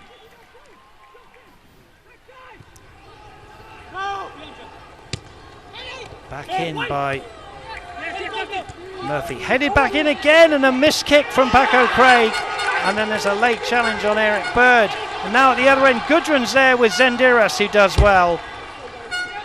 All happening, and Steve Brox can pick the bones out of that one. Well, I think we'll probably see it here on the replay, Dave, that it was hard to tell exactly what happened in the box. It was all, I think it was Paco Craig. The ball came across and he just completely miskicked it. The nod down from the corner. I think this is it here. We'll see it. This looks like this was the chance here. Completely takes a whiff at it there. And Thorne looks like he follows through on Bird and catches him on the foot. I can tell you right now, these new boots these players wear, Dave, they're as thin as they are. You take a stud on top of it, you're going to be feeling it. I think that's the problem there with Bird. But leaving Goodrum high up the field gave them the outlet. When they had the corner, they brought everyone back. I think they really do need to try and keep this game stretched. I know conditions aren't ideal, and we've talked about how hot it was down on the field at the beginning of the game, but it's starting to cool quickly outside. I think it's Curtis Thorne down there. Yeah, I think you're right, Dave. Penalty spot. I wanted to talk to you about Curtis Thorne. You and I both from England, of course, and you know Hampshire pretty well. I know that. And you and I were frowning at each other when he's from Borden in Hampshire. And you and I hadn't heard of that, but we have heard of the University of Southampton, where he played nearly 60 times, and he signed for Miami in December 2022. The Englishman back from injury, won't want to get another injury, and he's a decent player going up and down that right hand side, Steve. Yeah, I think he's done really well. He had a really good first half, didn't he? He kept him quiet down there. They won't get much change out of him. But the other thing I think that Lewis Neal's going to appreciate is his ability to get forward.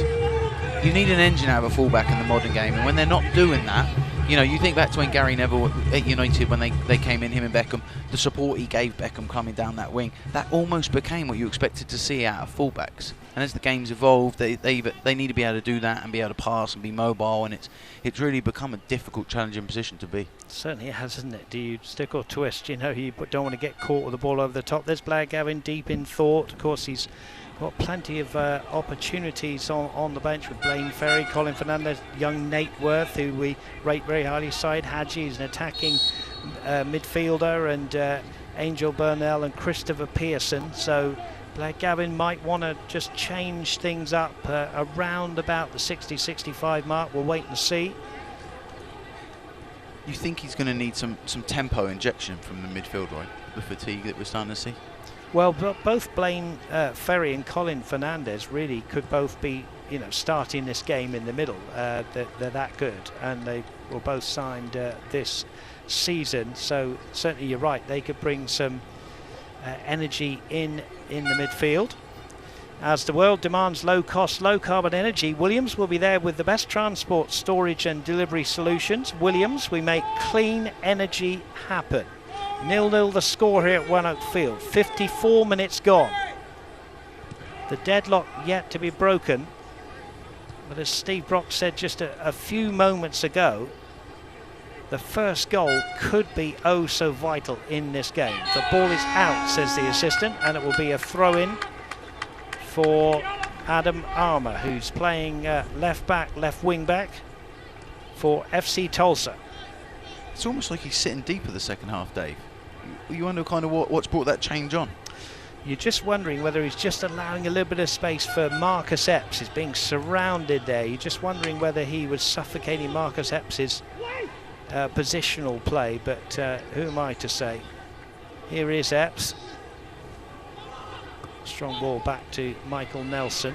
Michael Nelson, 56 saves on the season. Hasn't had to add to his tally tonight as yet. Ball is out, says the referee, and it will be a throw-in on the right-hand side to the aforementioned Curtis Thorne.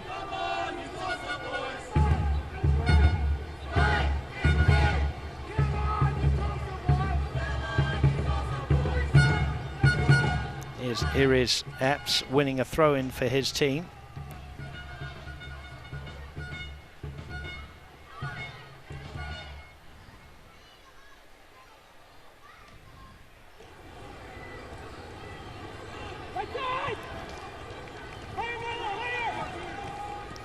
Malou to Yosef. Yosef, the man born in Aachen, Germany, lays it back here to Justin Malou, the Senegalese. Now Rashid Tete. You can see here that what they were looking for is Yosef wanted Malou to overlap him. There's no runner off him. He was saying to him, look, I'm one-on-one with this guy. You get round me, I can play you in, and we can shift the ball quicker. I played with someone once before who talked about trying not to take half a touch too much. And I think that's almost what we're seeing in the midfield from FC Tulsa. There's just that little bit of hesitancy. Malou plays that ball quicker, gets around the back of him, gives him one run. You've outnumbered the fullback and you're all through on goal. It's the voice of Stevie Brooks alongside me, Dave Saunders, for this one here on ESPN Plus and My41 here in Tulsa. Thanks for your company wherever you are watching this USL Championship game between FC Tulsa, the home side, on the attack now, and Miami FC. Good ball into the box. It's nearly right on the plate. There's a clash in the area. Nothing doing from the referee. Another player goes down. Then there's a shot towards goal.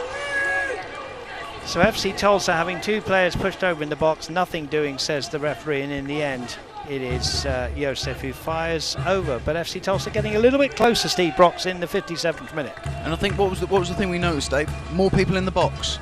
They're getting forward more. They're putting more people in the box. They're causing more havoc. Epps down on the left wing. Lovely clipped ball in the middle. He's got Dyer in there, Goodrun in there, and Yusuf and Bud. This is what you want to see. You want to see runners from midfield. That's how you're going to score goals. You can see the problems it created for Miami. Soto has run out of field. Throw into FC Tulsa. Miami's pace has just dropped off, isn't it, Dave? And they're going to make a change here. Christian Soto is going to come off. And coming on is Ryan Telfer. So, as Steve said, the pace coming off, and Joaquin Rivas is going to be withdrawn as well. So a double change for Miami FC. And that is the Frenchman, Florian Valot. Good to see him back. He's had some injuries this season. Very good player, the Frenchman. Free kick to FC Tulsa then. As we look at our watches and we see it's 58 minutes gone. And the referee is saying that will be a corner, the first Case & Associates corner of the match for FC Tulsa, and a chance, as you said, Steve, to pile a few players in the box here, because Miami FC have got to get everybody back inside the box. Yeah, you just got to make these count, Dave. They've not had many chances like this. There's not been many clear-cut chances of the game. So you get one of these and just make the most of your opportunities. That seems to be the problem right now.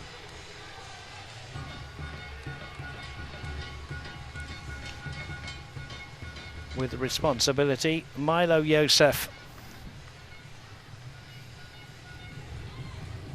From that left-hand side, referee will just go and have a chat about the pushing and shoving under the nose of Mr. Zenderas, the goalkeeper for the Miami FC. That's another one I don't get, Dave. They can push and pull all day in the box like that. He don't give anything. They do it on the halfway line. He gives a free kick. Been in the game a long time, and you're absolutely right. I can't argue with it. Here is the Case & Associates corner kick then for FC Tulsa from that left-hand side. Milo Yosef with it, swings it in to the far post, and it's over everybody. In fact, it just glances off the head of Tommy McKay, but arguably the tallest player on the FC Tulsa outfielders, and it is nothing doing, and a goal kick. Danger averted. It's like Bird and Goodwin were making exactly the same run then. You see them both arriving at the same time. Goal kick then.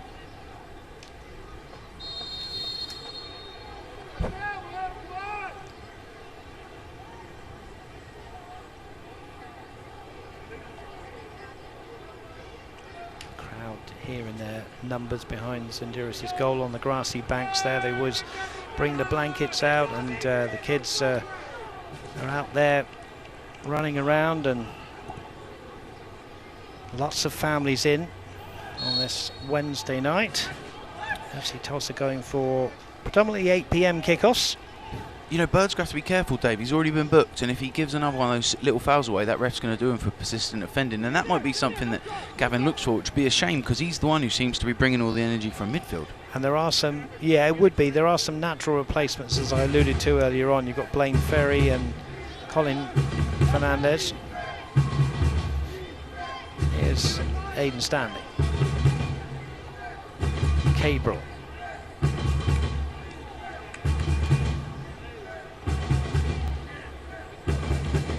Fernandez has to go back to his goalkeeper. Segbert's dropping deep in the central midfield play.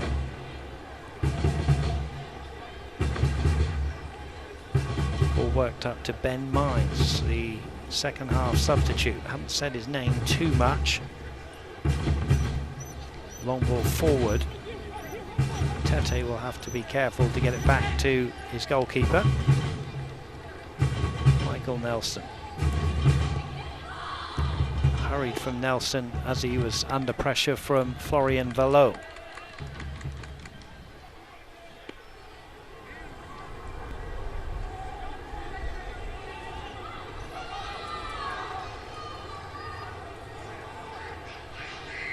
At what point do you think Miami sit at this and they go, I think this is a good point, we're going to want to take it?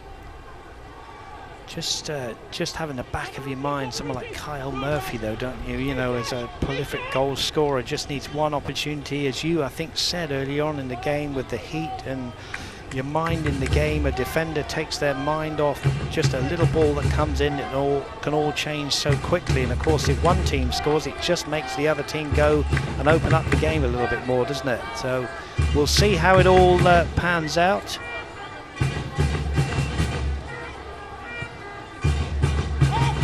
What I can tell you is, unfortunately for the USA, they have gone down by the penalty shootout. I'm pretty sure it finished 6-5 on penalties, and so Panama it is who will go into the final, and there's a yellow card for Marcus Epps as it all starts to get a little bit untidy.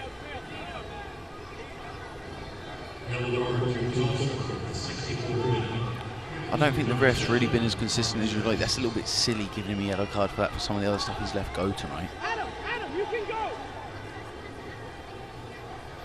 El Paso 1, San Antonio 2. And also after 25 minutes, Oakland Roots 0, Memphis 901 0. As I said before, with the draws that have happened tonight between Indy 11 and Charleston and Detroit and Loudoun, the 3 points becomes much more vital in this one. I know we're still, what, 18, 19, 20 games into the season. A chance to take advantage. Eric Bird and Milo Yosef forward up to the chest of Gudrun, brings it down really well. Now, a little bit of space here for Adam Armour to run into, crosses the halfway line. A little bit of momentum here for FC Tulsa. Quickly shut down by blue and white shirts, having to go back here to Rucci. Milo Yosef waits wide on the right-hand side. Tete here. Malou, good ball from him out to Armour again on that left-hand side. Epps runs ahead of him. Armour runs into trouble, gets a little bit lucky and then doesn't get past Segbers. And the ball back at the feet of Zenderis. Armour again heads it back, looking for Gudrun. Headed down. Gudrun just for a moment thought he was through, so did Moses Dyer. Moses Dyer thought he was fouled actually. Telfer does well. Up to Valou. Those two second half substitutes combining well. Aidan Stanley from left back gives it away. Tommy McKay finds Marcus Epps. Epps can hit one from this range. Epps wanting to go past two. Still got the ball under his feet. Tries to spin, turn, 360. Goes down, nothing doing.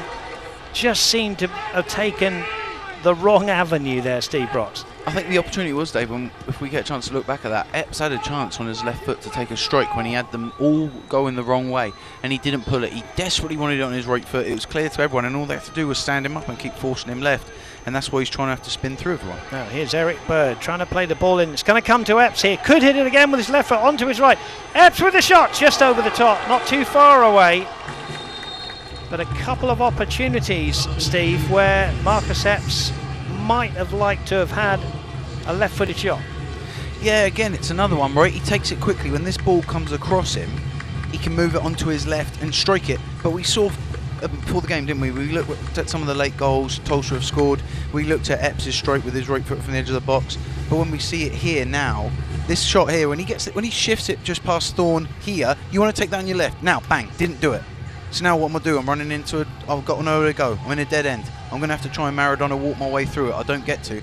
This chance here, on the bounce, bang, left foot, strike it early. No, he wants to get it on his right foot and go across the goal again. Those little things, those little hesitations give people time to set, and that's the difference. If you just take it, bang, and that's what we talked about Murphy, right? The goals he scores first time, he just hits them. If Epps just swings his left peg at that, there's a good chance it might go in. He's a professional player, he's good at what he does, take the opportunity. Yeah, Marcus Epps, 4 goals this season. The last one in that, the winner in that 3-2 home win against Detroit at the end of June. Blaine Ferry has come on for Eric Bird in a like-for-like move, but as Steve Brox alluded to earlier on, some energy needed in the midfield, and Blaine Ferry might well give you that. He's closest to the ball here now. But here's Aidan Stanley. Cabral.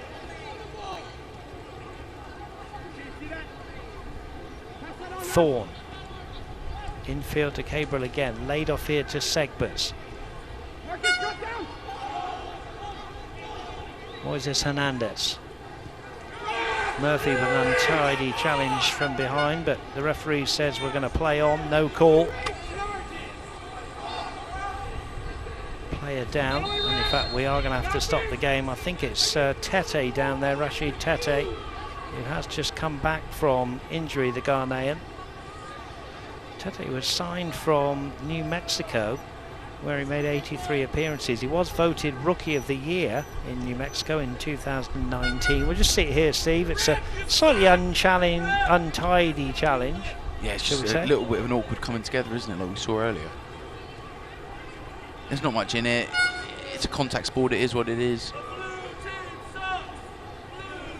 But there is some attention needed. There's Kyle Murphy. who's working hard, as is Philip Gudrun, but both of those great players have been starved of opportunities in front of goal, and we await the first goal tonight. 0-0 here between these two rivals that FC Tulsa have had the better of. There's been 2 draws and a win,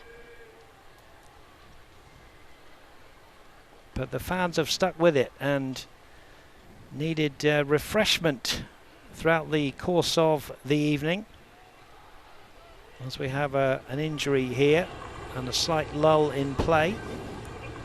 Steve Brock's alongside me, and we've already seen some substitutions, Steve. It's up to the players now on the field to give that fresh impetus into this game, which is a real chess match, isn't it? Yeah, I know we touched on it earlier, but I think if this gets to 0-0 at 75 minutes, I just have this feeling that Miami are going to sit back and just shut up shop. And I think it's going to get very difficult for Tulsa to break them down and get something out of them. And because you can see now that Miami's still coming forward and Tulsa are finding it difficult to break them down. It's hard to create. It's hard to do something different, make them think. There have been brief moments where we've seen Tete switch the ball, clip balls over to the left, and we're on the right side of the centre circle. And those things are helping with momentum. But I think Miami are going to be very pleased with where they're sat right now. Not conceding any goals and taking a point on the road. That's not a bad result for them. Well, Miami fans won't like me reminding, them that obviously that win just a week or so ago, just 4 days ago, wasn't it, against Phoenix Rising by 2-1, was their first win since they beat Birmingham Legion way back in May. So here FC Tulsa on the attack here. Shot from it! Oh, what a goal! Marcus Epps has been banging on the door, and he banged on the door one more time, and he said, I'm going to break the deadlock. I'm going to score my 5th of the season. Epps with his right foot, trademark Epps. It is FC Tulsa 1, Miami FC 0. I'll tell you what, Dave, when you see a finish like this, you can understand why he's trying to get the ball on his right foot so well. But what was brilliant about this was the pace at which Tulsa went at Miami. They put him on the back foot. They had everyone turning. And that is a fantastic finish. Very difficult. His body's twisting going away from goal. To bend that into the bottom right corner, you can't take anything away from him. That's absolutely top-class finish. And FC Tulsa fans have seen that several times this season. And Marcus Epps, with 5 goals, becomes FC Tulsa's top goal scorer of the season. He's been on the bench a little bit lately, but he's come on and made an impact. This time he's made an impact in the 71st minute, and it breaks the deadlock. And now it's up to the Miami FC now to come out and try to get something from this game. And Moises Hernandez has committed another foul. Yeah, I think this is all going to play into Tulsa's hands now, because Miami's going to have to do something. They're going to have to come at them. And while you've got Epps, Gudrun and Youssef on the field, they're still going to be getting chances. That was trademark Epps in from that left-hand side onto his right. Now the referee's gone across to the bench there and shown a yellow card. Not sure who it was shown to on the bench there. We'd have to get confirmation of that. There's the 4th official making a note of it, but certainly it was drawn to his attention. Referees have been much stronger on that, Steve, this season, going across and showing cards to benches. Yeah, they're not tolerating anything, are they, coming from there? You got to wonder, no one wants to be a 4th official today. Be miserable. You've either got to have 2 very good ears or 2 ears that are very good at filtering things out. Seriously. Here's Moses Dyer now running at the defence. FC Tulsa won a second in quick succession, but it's broken up. And away come the Miami FC here. Stolen back by Milo Yosef. FC Tulsa want their 3rd win on the bounce. Here's Milo Yosef going on a really good run. Takes his time now to feed in Adam Armour, who goes back to the goal scorer Marcus Epps. McCabe, keep ball for FC Tulsa now as they have the lead. It wasn't quite after the 75th minute, but they are good at scoring late goals, FC Tulsa. They'd scored 8 of their 21 after the 75th minute, and now Blaine Ferry is in a little bit of trouble. It's all getting a bit fractious. Blaine Ferry was sliding in there, slightly out of control of his tackle, I think. The referee might choose to have a word, or is he going to produce the card? I think he just says to Blaine Ferry, just calm things down. It's one of those where you can see what the midfielder's doing, Steve, but when you just are stretching, you're a little bit out of control of your challenge. Yeah, it looks a little soft again though, didn't it, Dave? This referee seems a little bit whistle happy. He doesn't want to let the play go along. I don't see anything really wrong with the tackle there. I think, you know, Ferry's doing the best he can to win the ball, and I think if we've got a chance to see it back, he probably has. Thorne, good ball into the box, nearly comes to... Well, it comes to Stanley now. Stanley clips the ball towards the far post. It's over Mines. It comes to Thorne. Thorne hits the defender, sliced away by Adam Armour, and we've got 16 minutes to play. And FC Tulsa are in the lead with Marcus Epps' 5th goal of the season. It took a while, but it was worth waiting for to see that goal. Nothing that Zendiris in the goal could do. Ball into the box, easy catch from Michael Nelson.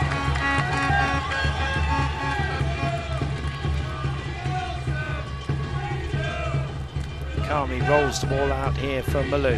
Malou, loose ball from him, gives it away. Segbers. Aidan Stanley. Good ball into the box, good flick thread away from Rucci. The ball in was from Ryan Telfer.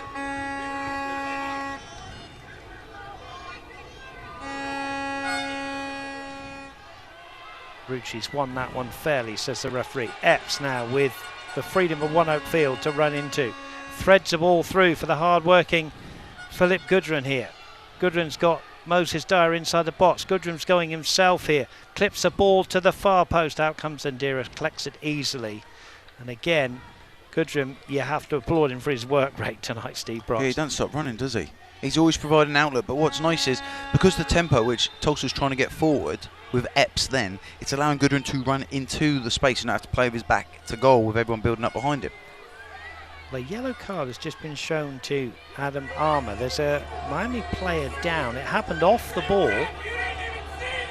And Mines is saying, if you saw that, shouldn't it be more than a yellow or something like that? I don't know. Because it was so off the ball, I'm not sure that we will get a view on that one. Armour's just talking to the assistant. Adam Armour's a pretty honest player, but I had no idea what happened there as it was so off the ball. But what it means is that the Miami FC have got a free kick.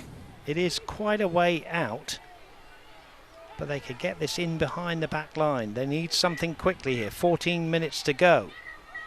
Adam Armour's had a great game down the left side, Dave. Considering it's only his 4th start of the season, I think he's been absolutely fantastic tonight. Has been good, hasn't he? He's produced a lot of energy. There's Michael Nelson, who wants to collect another clean sheet if he can. 3 this season. Stanley's ball clipped over the back line. Header in from Telfer. Header down. Easy save for Michael Nelson. It was that man, Kyle Murphy, who just got off the shoulder of the defender, Steve. You can't give him too much room. Didn't quite get the header as he would have liked. No, you've got to be aware of where he is, right? He's dropping in just off the shoulder, and like you said earlier, we talked about the chances. You leave a poach like this in the box, no one's gone with him at all. You can't afford to leave him open. You can't afford to give him many chances like that. If he takes that again, there's a chance it's going to nestle in the bottom corner. Yeah, he didn't need many chances, does Kyle Murphy, but it remains 1-0 to FC Tulsa, the home side here. Here's Telfer on as a second half substitute. Back to Stanley. FC Tulsa will be looking to continue with their home form with another win tonight if they can, following up the 3-2 win against Detroit, and then Hartford Athletic are in town on Saturday before the following Friday, RGV. So a 3-game home stand here for FC Tulsa here at One Oak Field. Valou switches to play here to Paco Craig. Moises Hernandez, the El Salvadorian.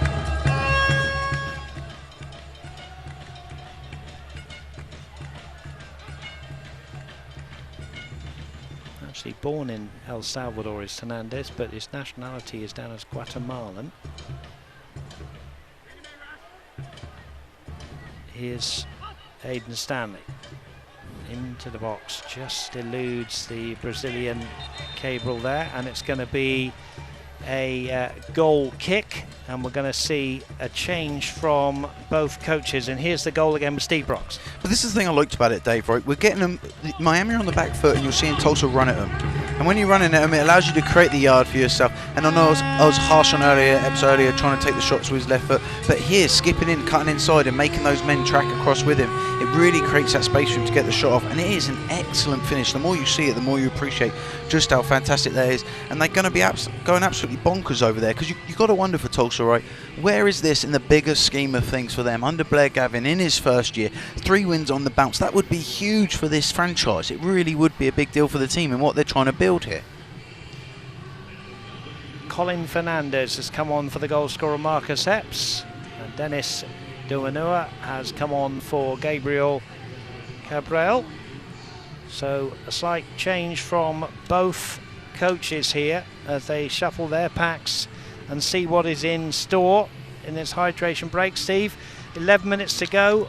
You just feel that Miami have got to come at FC Tulsa a little bit now. Yeah, and I think the thing Miami are going to need is some pace going forward. You saw it then. They tried to get Murphy isolated one-on-one, and he just doesn't have the pace to get around the defenders. So I think they're going to have to kind of change their game plan. The problem is that means you're going to have to build more. That means your back line's going to have to move forward more. That means you're going to be more compact as a team. Now, the benefit for Tulsa then is if Miami are compact and moved up the field, you have the outlets over the top to hit Dyer, hit Goodwin on the run, and that's, again, what you want to see. Tulsa want to be running at their back line. So, again, like we touched on, this is just going to play into Tulsa's hands. As the more Miami build up, the more they're going to have the outlets. And I'll be curious to see if this man here stays high up the field and does keep providing that outlet. Yeah, Philip Goodwin there, and you also got a shot of Kyle Murphy, 2 great strikers on show tonight. Not had many opportunities between them. Murphy's had a powerful header that was easy for that man to save, Michael Nelson. But we are now playing the last 10 minutes. And FC Tulsa, with this slender lead, would dearly love a second. And if you're a Miami FC fan tuning in, you're desperate for a goal for your team in the next 10 minutes. Is there a surprise in store? We are used to late drama here at One Oak Field, if you know your FC Tulsa. Here's Milo Yosef running down the right-hand side. Slips the ball in, a little bit overcooked here for Moses Dyer, and it's a tremendous tackle from Hernandez. But it does mean that FC Tulsa will have another Case & Associates corner here from the right-hand side. Everybody back for the Miami FC. FC Tulsa, Steve, just being a little bit cautious, leaving 2 or 3 outside the box. Yeah, when you're a goal up, Dave, like this, you don't need to do anything stupid, do you? You don't need to do anything that you look back on and go, why on earth did we do that? They're smart. They're going to take their time with the set pieces. They're going to try and slow the game down where they can. FC Tulsa looking for their 5th win of the season. Ball comes into the box again. Would be their 3rd home win of the season. But the Miami FC have got a say in this yet. Tete almost beaten there by Telfer. Adam Armour, Rucci under pressure from Valo. There's a clash there, and the referee says it will go the way of FC Tulsa. Ben Mines was the offender there. You've got to say that the Tulsa backline's done well tonight, haven't they? With the quality that they have placed. I mean, you're playing against a guy who's made his whole career in the league and another guy who's an international in the first half, and they've got no change out from him, have they? And I think Blair Gavin, obviously, if you said to him, obviously, number 1, get the 3 points as we look at the foul again here. But, you know, if you can follow up another clean sheet, you know, you've just gone to Indy and beaten them 1-0 with a very defensive performance. And if you can follow it up with another clean sheet, you're getting the points, you're getting the clean sheets, you're going in the right direction. Yeah, because at the end of the day, when you look back, no one cares how you played. They just care, did you win? I want to see 3 points on the board. I don't care if we have to grind it out. I don't care if you have to sit back for 89 minutes and push forward for 1 minute and score. It's just what you've got to do to get the results. And I think that is where you're seeing this Tulsa team grow and mature. Moses Dyer again. It's great defending from Moises Hernandez, but again, slightly overcooked by Milo Yosef late on in the game. If you're Moses Dyer, you want that one played into your path a little bit better than that. 1-0 it remains. Fans, head to the FC Tulsa app to vote for tonight's Man of the Match. You can download the FC Tulsa app on the App Store and the Google Play Store. Voting closes at the final whistle. Who would you give it to, Dave? Well, I was just going to ask you the same thing. I mean, obviously, the plaudits will probably go to Marcus Epps for the goal, Yeah. but, you know, I'm one for the unsung heroes, and I think you've just said it. You know, someone like Rashid Tete has not been spectacular, but what he's done is he's done really well. Tommy McKay has got through a lot of work, but nobody tends to see that. So I would go for one of the unsung heroes, but they tend to go for goal scorers. Yeah. A lot of ground covered by McCabe tonight in there. That's not a fun task. There's Stanley's ball into the box, headed down by Armour, who's another one that you've picked out. He's been very solid tonight. Ball headed in by Craig to Hernandez. Hernandez returns the favour on halfway as the clock ticks over to 84 minutes here at One Oak Field. USL Championship here. FC Tulsa looking to get into the playoff places. Moses Dyer. Just a bad first touch there by Colin Fernandez there. And another substitution going to be made here by the Miami FC. And Kyle Murphy's going to come off here. And coming on is Dino Curio.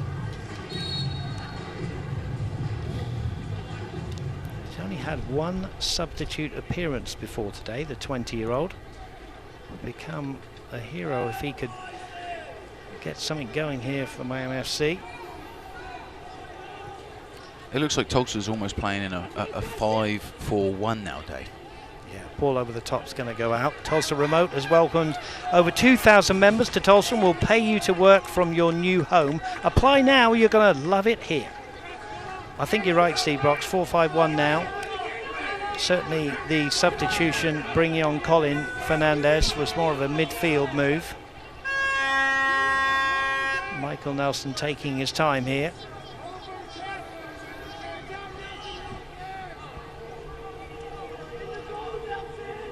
You're absolutely right about the results. You know, you look back to that 5-goal thriller against Detroit. It was just a fun-packed night all night. Things going on all the time. This one, you know, it's been far from dull, but it's been more of a chess match. Only one goal to speak of so far, as Dyer makes another willing run. Lays it off here to Milo Yosef. Yosef steps inside one challenge. Round two. Yosef still going here. Just didn't get his pass right. McCabe picks up the loose ball here. Adam Armour. Colin Fernandez wide on that left-hand side. Armour continues his run. 3 waiting in the box. That one has been way overhit and will go out for a throw-in. Shame that, Steve. That was a good move with Fernandez and Armour down that left-hand side. It was good. It was good build-up play. You got to wonder Armour not getting many starts, how his fitness is going to be, but he's looking good. He's still getting up and down. You know, another group. When we talk about man of the matches tonight, I have been really impressed with the centre-back pairing at Miami. They've done a really good job tonight. They've been excellent in marshalling that back and very impressive. Here, Paco Craig and Moises Hernandez. Apart from that shot, which really neither centre-back could do much about, let's be honest, from Marcus Epps. He took it so quick once he shifted it onto his right foot. I think that was the big difference. It caught everyone off guard. Moses Dyer bringing in the hard-working Philip Gudrun. 87 minutes gone. FC Tulsa keeping possession pretty well here. Armour again finds Colin Fernandez. Gudrun goes down and the referee says Gudrun will win a free kick.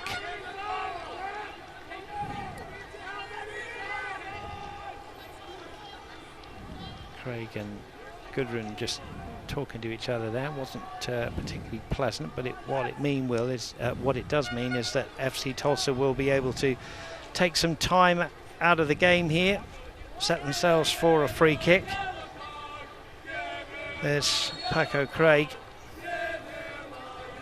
Now, what will FC Tulsa do? They go short here to take some time out. Still down in the corner there is Philip Gudrun trying to win a corner. He's up against 2 and the referee was right there and said it will be a goal kick. There is Philip Gudrun, who's no one's worked harder than him tonight in the FC Tulsa shirt. Miami FC here looking for a late reply with 1.5 minutes to go. Stanley.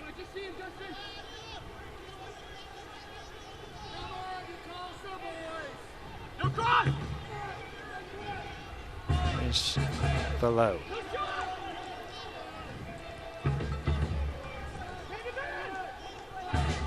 Scooped in the box is not good enough from the Miami point of view. Now here's Dyer, well found by Blaine Ferry.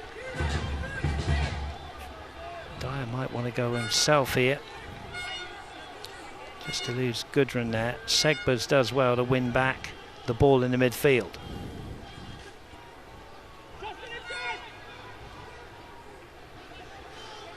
Well, you don't want to be critical of the away side, but they're not exactly throwing the kitchen sink, Steve, are they? No, I think they're kind of void of ideas, David. I mean, obviously they're all tired, they're fatigued. You travel, you come somewhere where it's hot, you have to play in a game like this where the first half was so hot out there. It's so pedestrian, it just saps all your energy, and then you go a goal down. And for a team who may not have the most confidence, it's hard, and that's what you're seeing the difference, right? Tulsa look like they're a team in confidence now. This is turning into a good all-round team performance, where Miami are playing kind of as individuals, really. There's no real incision from them going forward. And they've shuffled the pack, made, what, 4 substitutions. Here they are again.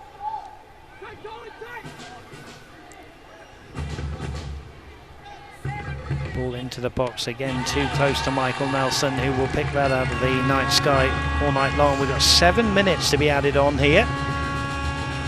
7 minutes at the end of this one. FC Tulsa leading by a goal to nil. Marcus Epps in the 71st minute. It would be a precious 3 points for FC Tulsa if they can hold on to this one. The Miami FC would love to get an equaliser, and who knows, maybe even a winner. They won a free kick here. Ben Mines it is, who was fouled, picks himself up, and now they're throwing some shirts forward here, Steve. And now it's FC Tulsa's turn to have a back line of around about, what, 8-9 players there. Just Philip Gudrun standing closest to the ball. Decent ball from Aidan Stanley needed over the back line. Joseph is there, and that one's going to slide out, and that's going to be a goal kick. Nothing doing for Ryan Telfer. Goal kick. And Milo Joseph wants more from the crowd, because he knows there's still 6 minutes to go here on a energy-sapping night. And the crowd can play their part. Milo Joseph worked hard. Did score in Miami in the seasonal opener in the 1-1 draw. Followed up by a second in the 3-0 home win against Loudoun here.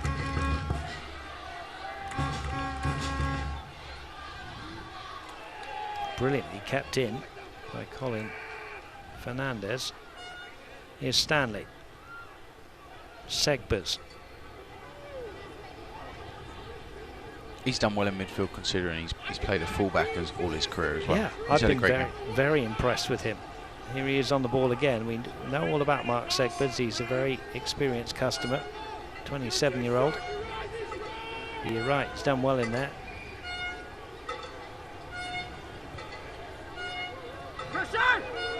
Aidan Stanley. Good ball from Stanley into the box. Nobody running in on that one. Mines just keeps it in. There'll be a throw into FC Tulsa, but Aidan Stanley's got a sweet left foot there, Steve. That's a good ball in. Yeah, you kind of wonder if you know, Blair Gavin's thinking about maybe changing one of his front two to give some fresh legs to keep the pressing on, because they're clearly tired. Obviously, they put a great shift in. Is it time to put some fresh legs in just to press? A quick shot of Blair Gavin there, and also the goal scorer, Marcus Epps. It's a yellow card here for Paco Craig. I mean, he could have had that the last 2 of his tackles, as many as fouls as he's made tonight. Well, they've certainly, shall we say, kept a close eye on Philip Gudrun. And I think you made the point, Steve, that you know, they've had to share out the fouls, if you like, for want of a better way of saying it. But Paco Craig is, you know, he's been treading a fine line, I think, and I think he can have no complaints about the yellow card there. Rucci clipping the ball over the back. There is Paco Craig volleying the ball away. Valo's under this one, so's Rucci.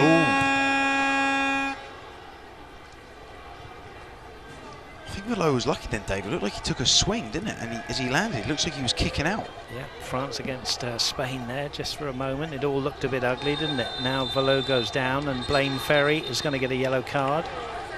Blaine Ferry was warned. That's his 3rd yellow card of the season. Quickly underway.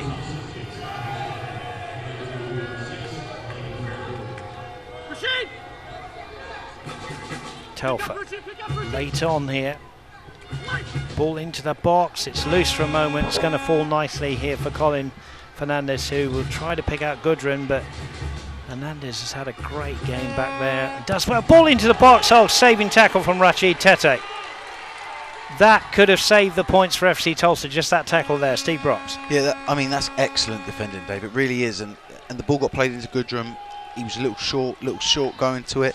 They obviously come in and they counter-attack, but that's a great ball in and excellent defending to read it like that. Really is fantastic.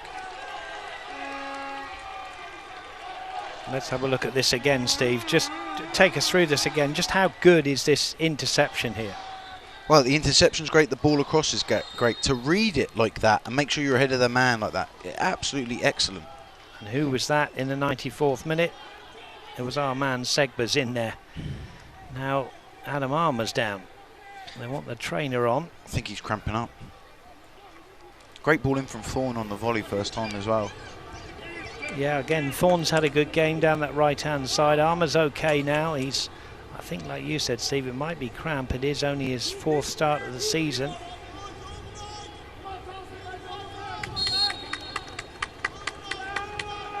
(1-0) it remains then. Thanks to your company here on ESPN Plus and also My 41 here in Tulsa. Dave Sorden and Stephen Brox with you.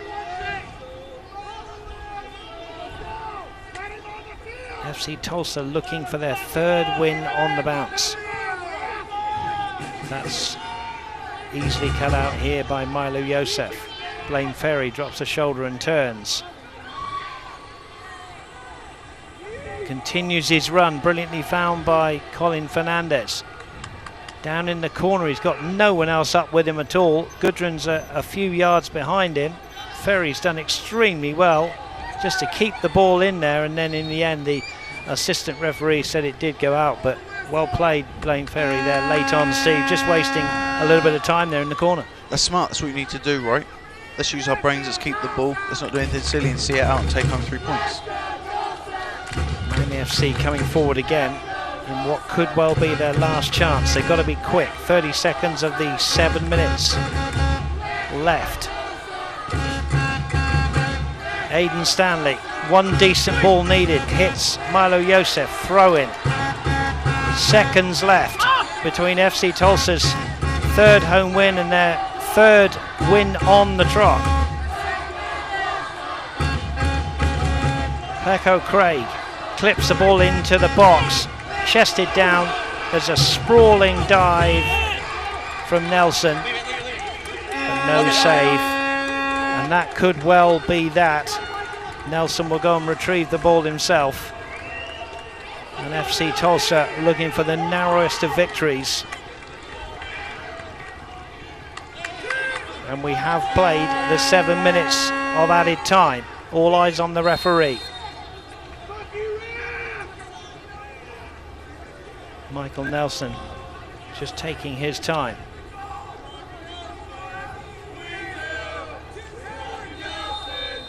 And he's going to get a yellow card, is Mr. Nelson here.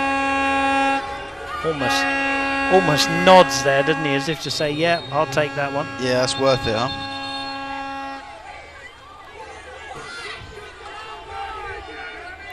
Well, I thought it was slightly strange that he wasn't taking it from inside the 6-yard box, because I thought it was a goal kick. I didn't think it was an offside. Maybe a little bit of gamesmanship there from Michael Nelson. Yeah, referee will add on there. Definitely, that's what he's doing. He's running the clock down there. Good header from Moses Dyer. Dyer and Gudrun have worked so hard up front. on what we say again has been a warm night, 100 degrees, or it felt like 100 degrees at kickoff. Look at that run McCabe just made to get back into centre midfield. Ball over the top. Tete heads away. He hasn't put a foot wrong tonight. Valo looking for one more opportunity. It's been driven wide. 98.5 minutes have been played. And that is it, says the referee. And the crowd are really, really happy with their side's performance tonight. The fireworks go off and FC Tulsa have won their third game in a row by the narrowest of margins. A Marcus Epps goal that will light up any stage. Steve Brox wins the narrowest of margins in this game. Sometimes with these tight games, Dave, it takes a moment of brilliance from someone to separate it and earn a team 3 points, and that's what we saw tonight. The finish from Epps was excellent, and it came through really. Tulsa had periods and moments of quality, but that was a really, really excellent attacking attacking move there that obviously earned them the 3 points, and they go home very pleased tonight.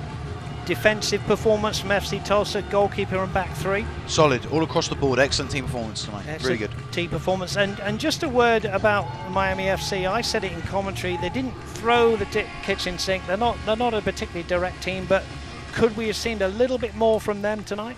Yeah, you wonder why towards the end they didn't go and throw like Paco Craig up front with Murphy and just start hitting long balls in like they started the game doing so, and try and cause problems and do whatever they can to try and get a point there and take something back with them. Well, Blair Gavin in shot there, hugging his players. He will be absolutely delighted to have got his third win on the bounce. Don't go away. We've got lots to wrap up in this one before we say goodnight.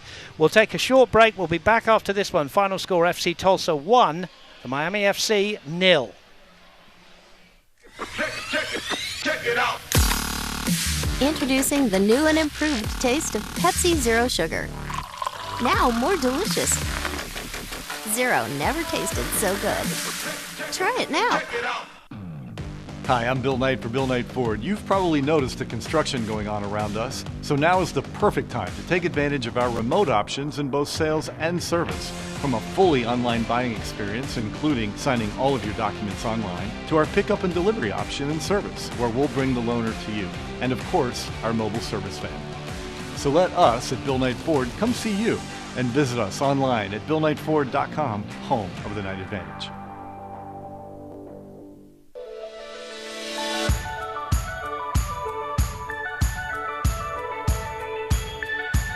Cryotherapy is great for athletes. It's great for muscle recovery, reduces aches and pains that they're having, help those muscles recover quicker from those intense workouts that they're going through. These guys, they're banged up, they're working hard, they're dealing with injuries. I feel blessed that these guys are able to come in the office and, take advantage of our multiple service lines here at Tulsa Spine and Rehab.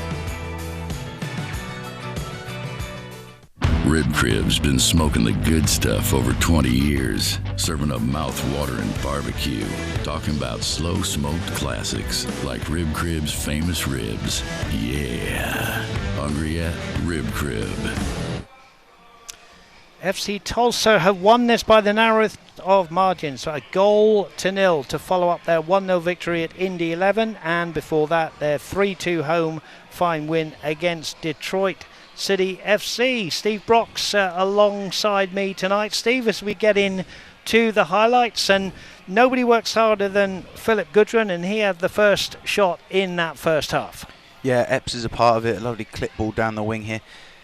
And you see when the ball's brought back from Armour, he gets the ball out of his feet quickly, snapshot. Now obviously you know what he's trying to do. He's trying to drill it into the bottom right-hand corner. Unfortunately tonight to him, it wasn't his night with regards to getting a goal. No, he was shackled very well tonight by the defence. Here we see another angle at that one. Just a little bit frustrated for him. But again, the defenders were all over Philip Gudrun tonight. Miami FC had this chance here. Yeah, this is the one where it drops down. I think Paco Craig takes a whiff at it. And there, Bird does well to come across and clear. That's what we've got to do, right? Work as a team, defend as a team, and that's how you grind out 3 points and clean sheets. Yeah, Eric Bird works really hard. Then Zandiras had to be at his best. Before this, Steve Brox, the moment undoubtedly of the night. And that's what you want to see from Epps, right? A quick Get it on your right foot, shift it, head up, find the bottom corner, take a shot and just bend it in there. He's done a great job there. 2 men across. There's nothing anyone can do about it. Creates the space, makes the most of it, and it's excellent technique and finish. Yeah, and I think if you go back and look at the highlight reel for Mr. Epps this season, you'll see that kind of goal several times. He's used to getting into that position and scoring goals. As we look at the match stats, and things improved a little bit. I mean, it was 1-1 in shots on target half-time, 2-2, but in the end, FC Tulsa with the majority of shots, some on target. Yeah, I mean, you could definitely tell from tonight's game there was a sense that Miami came to somewhat sit back and be glad to take a point. They knew they were playing a team that are building form. They knew they were playing a team that are full of confidence. So when you're a team on the road, what do? You have to sit back, you have to frustrate, you have to be compact, and that's what they were doing. So to beat that, you have to look for moments of quality like we saw from Epps, and I think Tulsa are going to be very pleased with that result tonight. It builds character and says a lot about them. Builds character. It wasn't pretty at times. 7 yellow cards, but Blair Gavin won't care. He will take that. Let's have a look at their upcoming schedule. They won their last 3 on the bounce, Steve. It doesn't get any easier. I always think there's no easy game in this league. I say it every time I look at a schedule. Hartford Athletic might be below SC Tulsa now, but they come into town. It'll be another 11 in front of SC Tulsa they've got to go and beat. And that's what I think Gavin will be saying tonight, right? He'll be saying to the players, this is great. I know we play bottom of the league at the weekend, but that does not matter. They're going to come here. They got nothing to lose. That makes them even more dangerous, right? So we got to go out there. We're going to have to do a job again. We've got to be professional, put on a performance, come to work, take the 3 points. But if you're a coach and you're in this good vein of form, you've won tonight, it's great to have 2 more home games again. Oh, it's massive. The boys don't have to travel. They get to stay at home. They get to be with families, girlfriends, whatever, and they're in a comfortable environment, and that gives them consistency. They can train at their facility every day, eat at the places they want to eat at every day, and before you know it, you're 5 games in. They hope to have 5 wins on the bounce, and now we're a team that's sitting there going, hey, we don't know what it's like to lose anymore. And then you've got to go to Tampa Bay Rowdies, who are top of the league. But you'll take it, won't you? Yeah, I mean, if you're going to go and play top of the league and you can tell me I can do that off the back of 5 wins, I'm going to feel very confident to do so. And I think the players are going to feel confident with that. We know Tampa Bay's a good team and it's a hard place to go. That's before they come back home in August. Well, there's Marcus Epps wearing the number 7 shirt. He now is the lone top goal scorer for FC Tulsa with 5. It really was a tremendous goal. The crowd have stayed with it and they are still there. They want to shake hands with their heroes who, as I'll say it again, they've won 3 games on the bounce and now they just look forward to another game here on Saturday against Hartford FC. We would like you to join us if you can't be at One Oak Field, because FC Tulsa are getting a bit of a joy to watch here. So if you can't be here, then join us. But thank you again to Steve Brox alongside me. Thank you to our wonderful crew who've provided all the pictures. We will be back here again on Saturday for Hartford Athletic. It's finished here. FC Tulsa 1, the Miami FC 0.